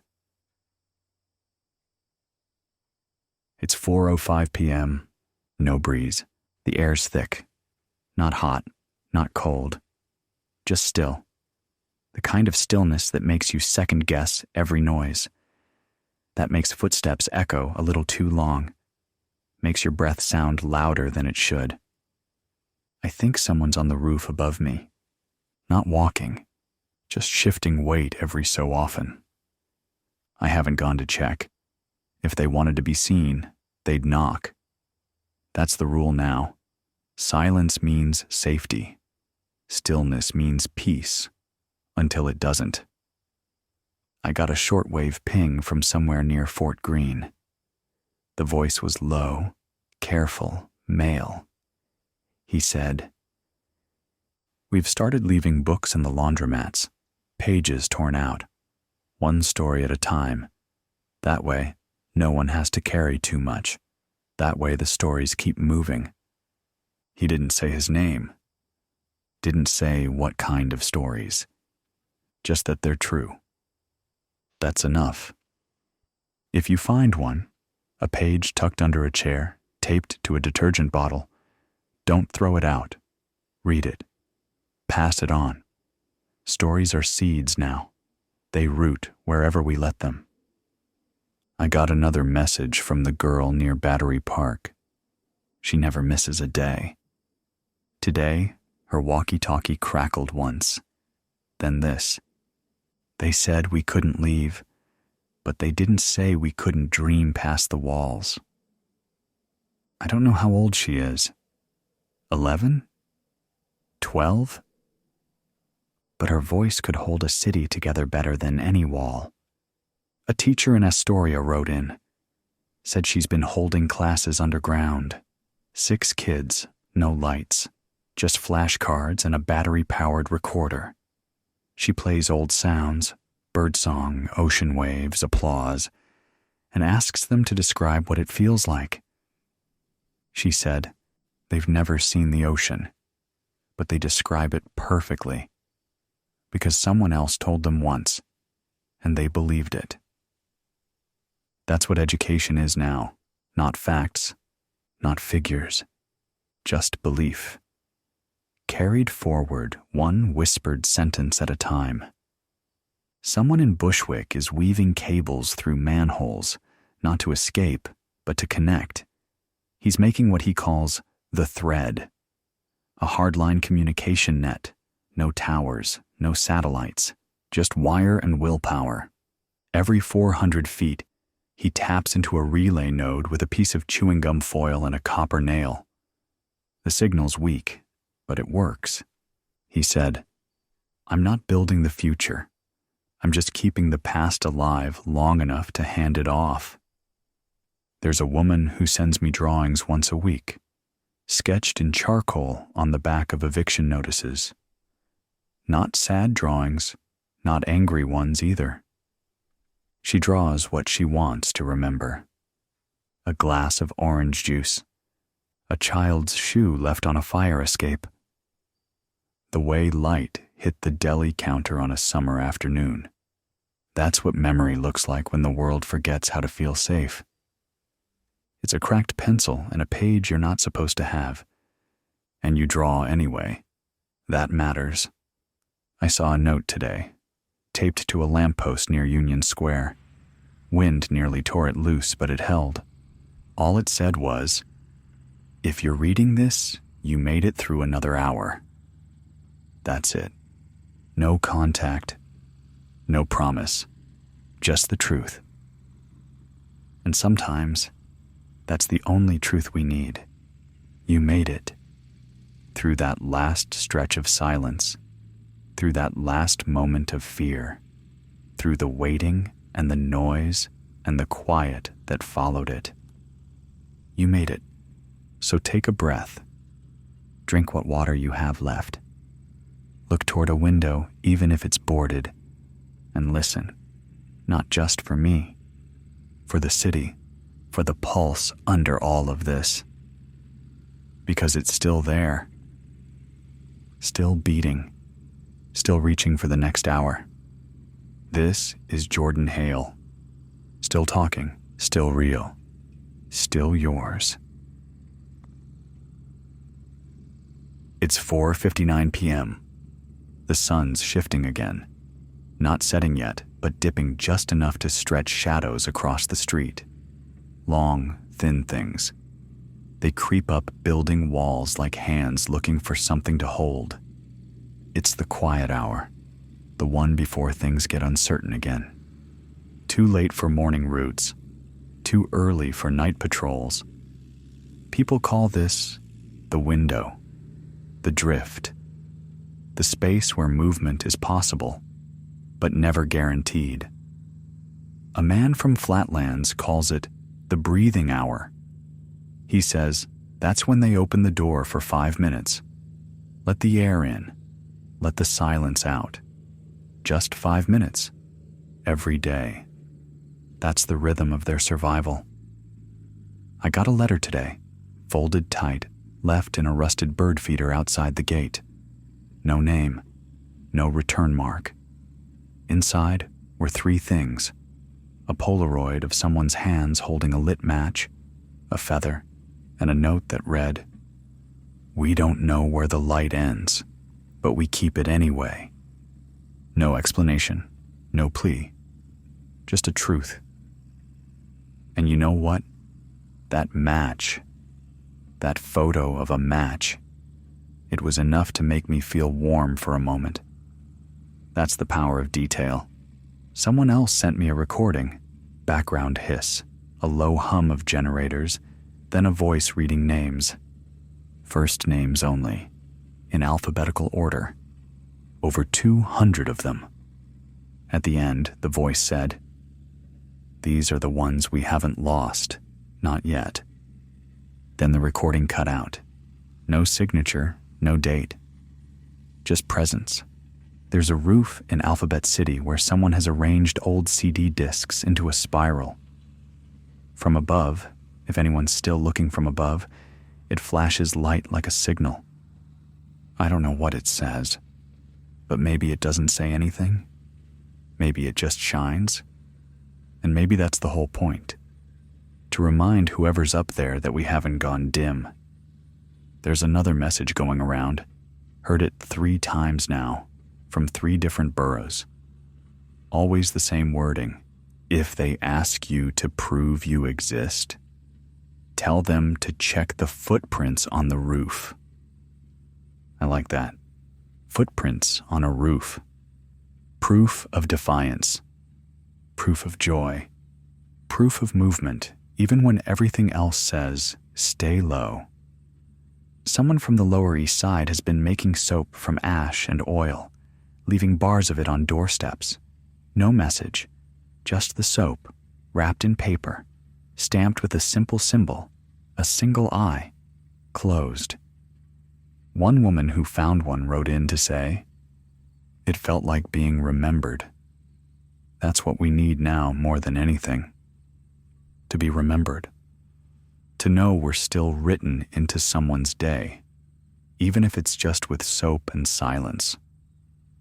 There's a stairwell near Midtown with a wall of tally marks, hundreds of them, some scratched with keys, some drawn in pen, one in lipstick. Nobody knows who started it, but people keep adding to it. One mark for every day survived, one for every delivery made, one for every safe return. It's a ledger of breath, a record of persistence.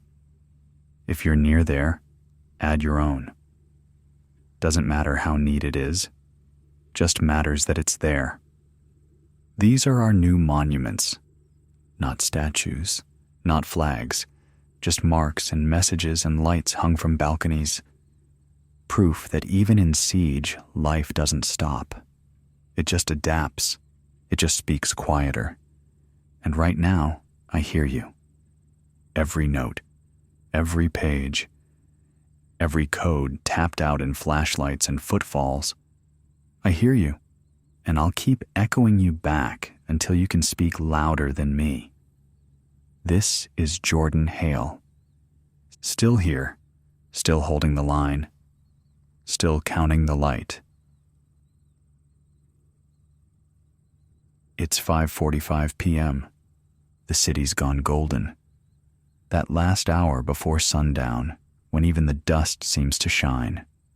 If you squint, if you forget what's missing, it almost looks like the New York we used to know. Almost. But then you listen. No traffic, no subway rumble, no music spilling out of corner shops. Just that hollow quiet, like everything's holding its breath and waiting to see who speaks first. I heard from a woman today. No name. Her voice was calm but worn. She said, "We used to tell the kids to listen for sirens. Now we tell them to listen for silence." She lives in what used to be a daycare center.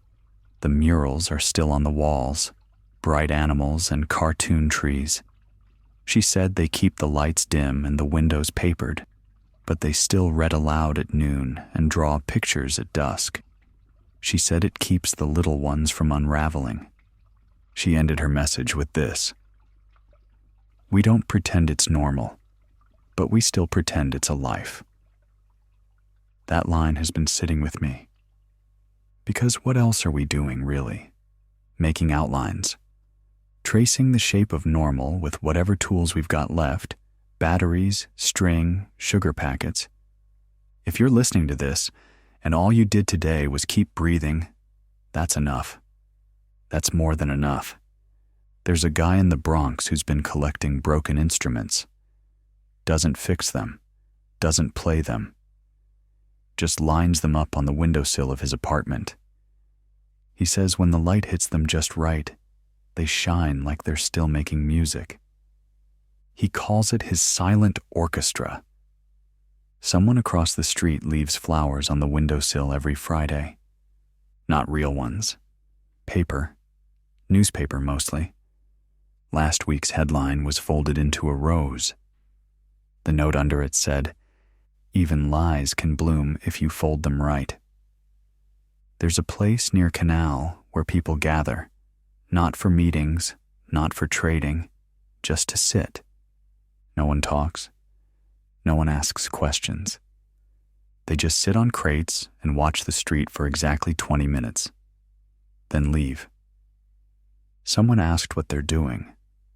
The man who organizes it, a former chef, said, "I don't know, but it feels like a heartbeat." And maybe that's all it is. A way to remind each other that time is still passing, that we're still allowed to witness it together.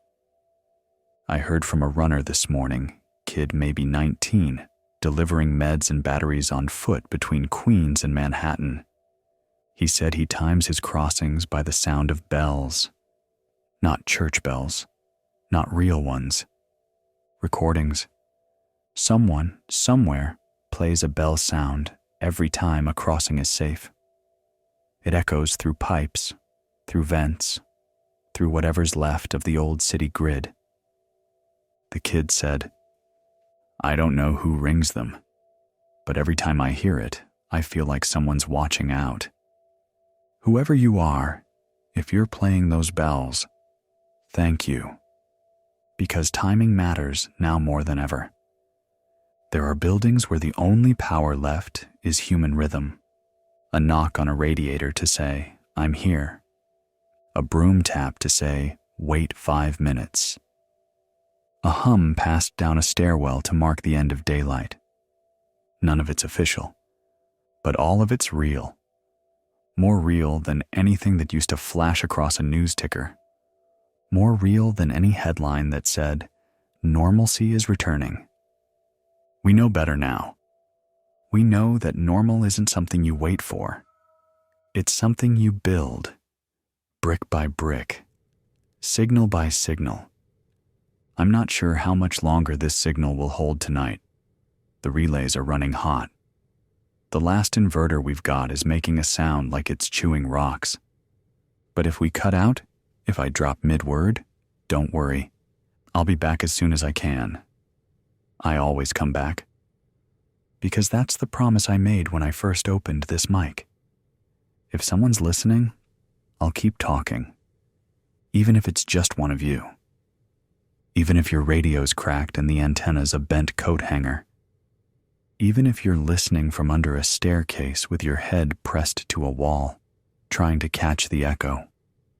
Even if you've forgotten what my face looks like, or never knew it at all. This is Jordan Hale. Still here, still yours, still sending the sound forward. It's 6:33 p.m. The shadows have started to climb, up fire escapes, across rooftops, over busted satellite dishes and sagging curtains. Everything's dipped in that last warm light before it fades, the kind that touches your skin but doesn't stay, like a memory brushing past. We've got maybe 30, 40 minutes before it's fully dark. That's when the city shifts again. During the day, it pretends, wears the face of what it used to be. At night, it tells the truth. So if you're out right now, walking, scavenging, moving someone to safer ground, finish soon. Get low. Get quiet. Night doesn't care what you forgot. It only remembers what you left behind. I got a voice note from a man in Gowanus. He's living in a greenhouse. Said the glass is cracked in 5 places, but it still catches enough light during the day to keep his plants going. Tomatoes mostly. Mint. Something he calls accidental lettuce. Says he sleeps beside the planters, that he talks to them like children. His message ended with this: when everything else went silent, I started listening to what grows. That stuck with me. There's still green in this city, still roots, and as long as things grow, we're not done. A woman on the west side, I won't say where, she's been leaving bread outside her door every other morning, wrapped in cloth, stamped with a thumbprint, not initials. No one knows who it's for, but someone takes it every time. One day, the bread came back, not eaten, wrapped in new cloth, with a note. You fed me when I didn't ask. Now, I'll guard your door. Since then, she hasn't locked it once. Sometimes the exchange is all we need. Another listener sent in a photo. It came through one of the old drop loops of a hallway covered in string. Red thread, tied from doorknob to doorknob, like a spider web. At every intersection, a tag, a word, safe, quiet, gone, waiting. They didn't explain. They didn't need to. That's how the city maps itself now. Not through apps or alerts or glowing screens, through thread, through code, through story. The sirens haven't run in 2 days, maybe longer. No one knows what that means yet. Some think it's good. Others, not so sure. But here's the thing. Even without them, we still know how to move. We still watch the sky. Still read the rhythm of pigeon wings and broken neon. Still track how long it takes the power grid to blink once, then twice, then die again. We know the city now by what it forgets to hide. Someone near Astor Place has been making wind chimes out of forks. Forks. He hangs them in the windows of empty apartments. Says if the wind ever moves again, we'll know where the quiet stopped. Someone asked me, not long ago, do you still think about what came before? Yes. Of course I do. I think about the way trains used to pull into stations with that rising scream of brakes, about the woman who danced at the corner of 53rd and 8th every Sunday morning with headphones in, about bodegas open all night, about the taste of hot pretzels at 2 a.m. But mostly, I think about the way people used to trust that tomorrow was going to happen. That's the thing I miss most. Certainty. And yet, look at us. We're still here. Still feeding each other. Still making art from broken things. Still turning windows into radio towers and rooftops into gardens and silence into music. So if you're hearing this, even if it's just a flicker of sound through a busted speaker, know this. We haven't surrendered. Not once. Not for a second. This is still our city. And it remembers us.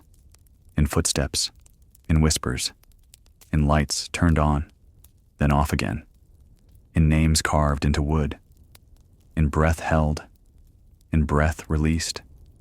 This is Jordan Hale, still here, still real, still sending out the signal, until the night falls, and after. It's 7:24 p.m. The sun is gone, not just low, gone. Pulled under the skyline without ceremony, without warning. The shadows have taken over, full and thick now, like they've been waiting all day to step forward. If you haven't already, cover your windows. Turn off whatever you don't need. This isn't the hour for second chances. I've lit 2 candles here in the booth. One for light, one for the clock. Burns down at a steady pace. I mark time in wax now. We've got enough for 4 more hours, give or take. After that, I go dark until dawn. There's a new report from a man living above a closed-down fish market in Hell's Kitchen. Says he started training the rats. Not in tricks, in patterns. He leaves crumbs in specific trails, watches which ones get followed. He says, they move before we know to. They feel things coming. I don't know if he's right, but I've started paying attention to the same things. The way animals move. The way the quiet folds around buildings like it's listening. The way the hum in the walls shifts at the same time every night. None of it's random. None of it's chaos. We just stopped listening to it for too long. Someone on Roosevelt Island set up mirrors across their roof. Old bathroom glass, pieces of rear view, a makeup compact with the lid taped open. They flash signals at sunset. Not Morse, not a code, just flashes. Quick, then slow, then nothing. Someone from the next building over sent a reply.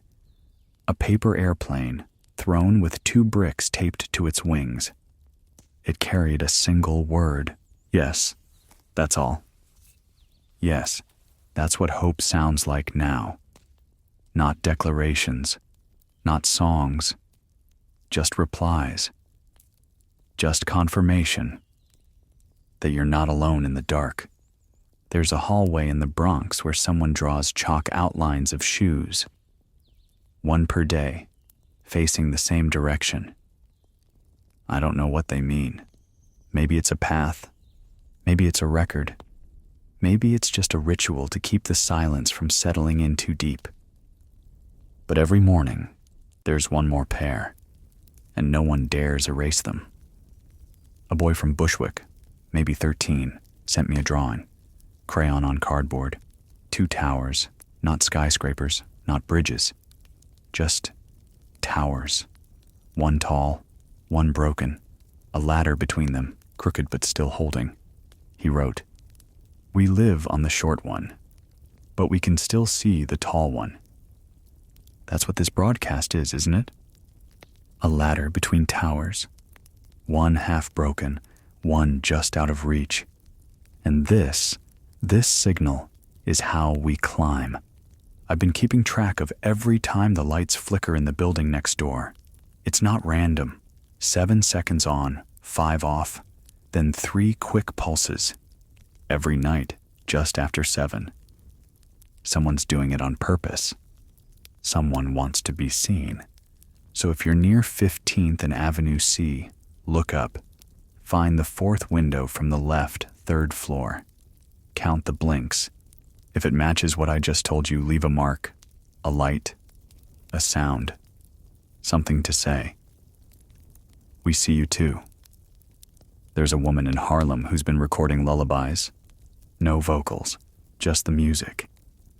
She plays them through a speaker aimed out the window. Starts at dusk, ends at midnight.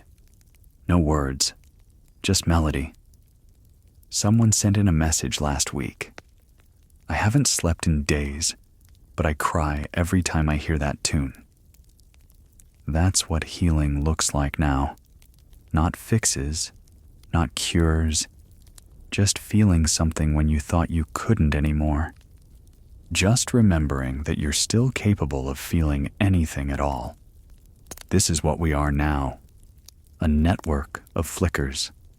A system of hums and chalk and steam and rhythm. And it's working. Because you're still here.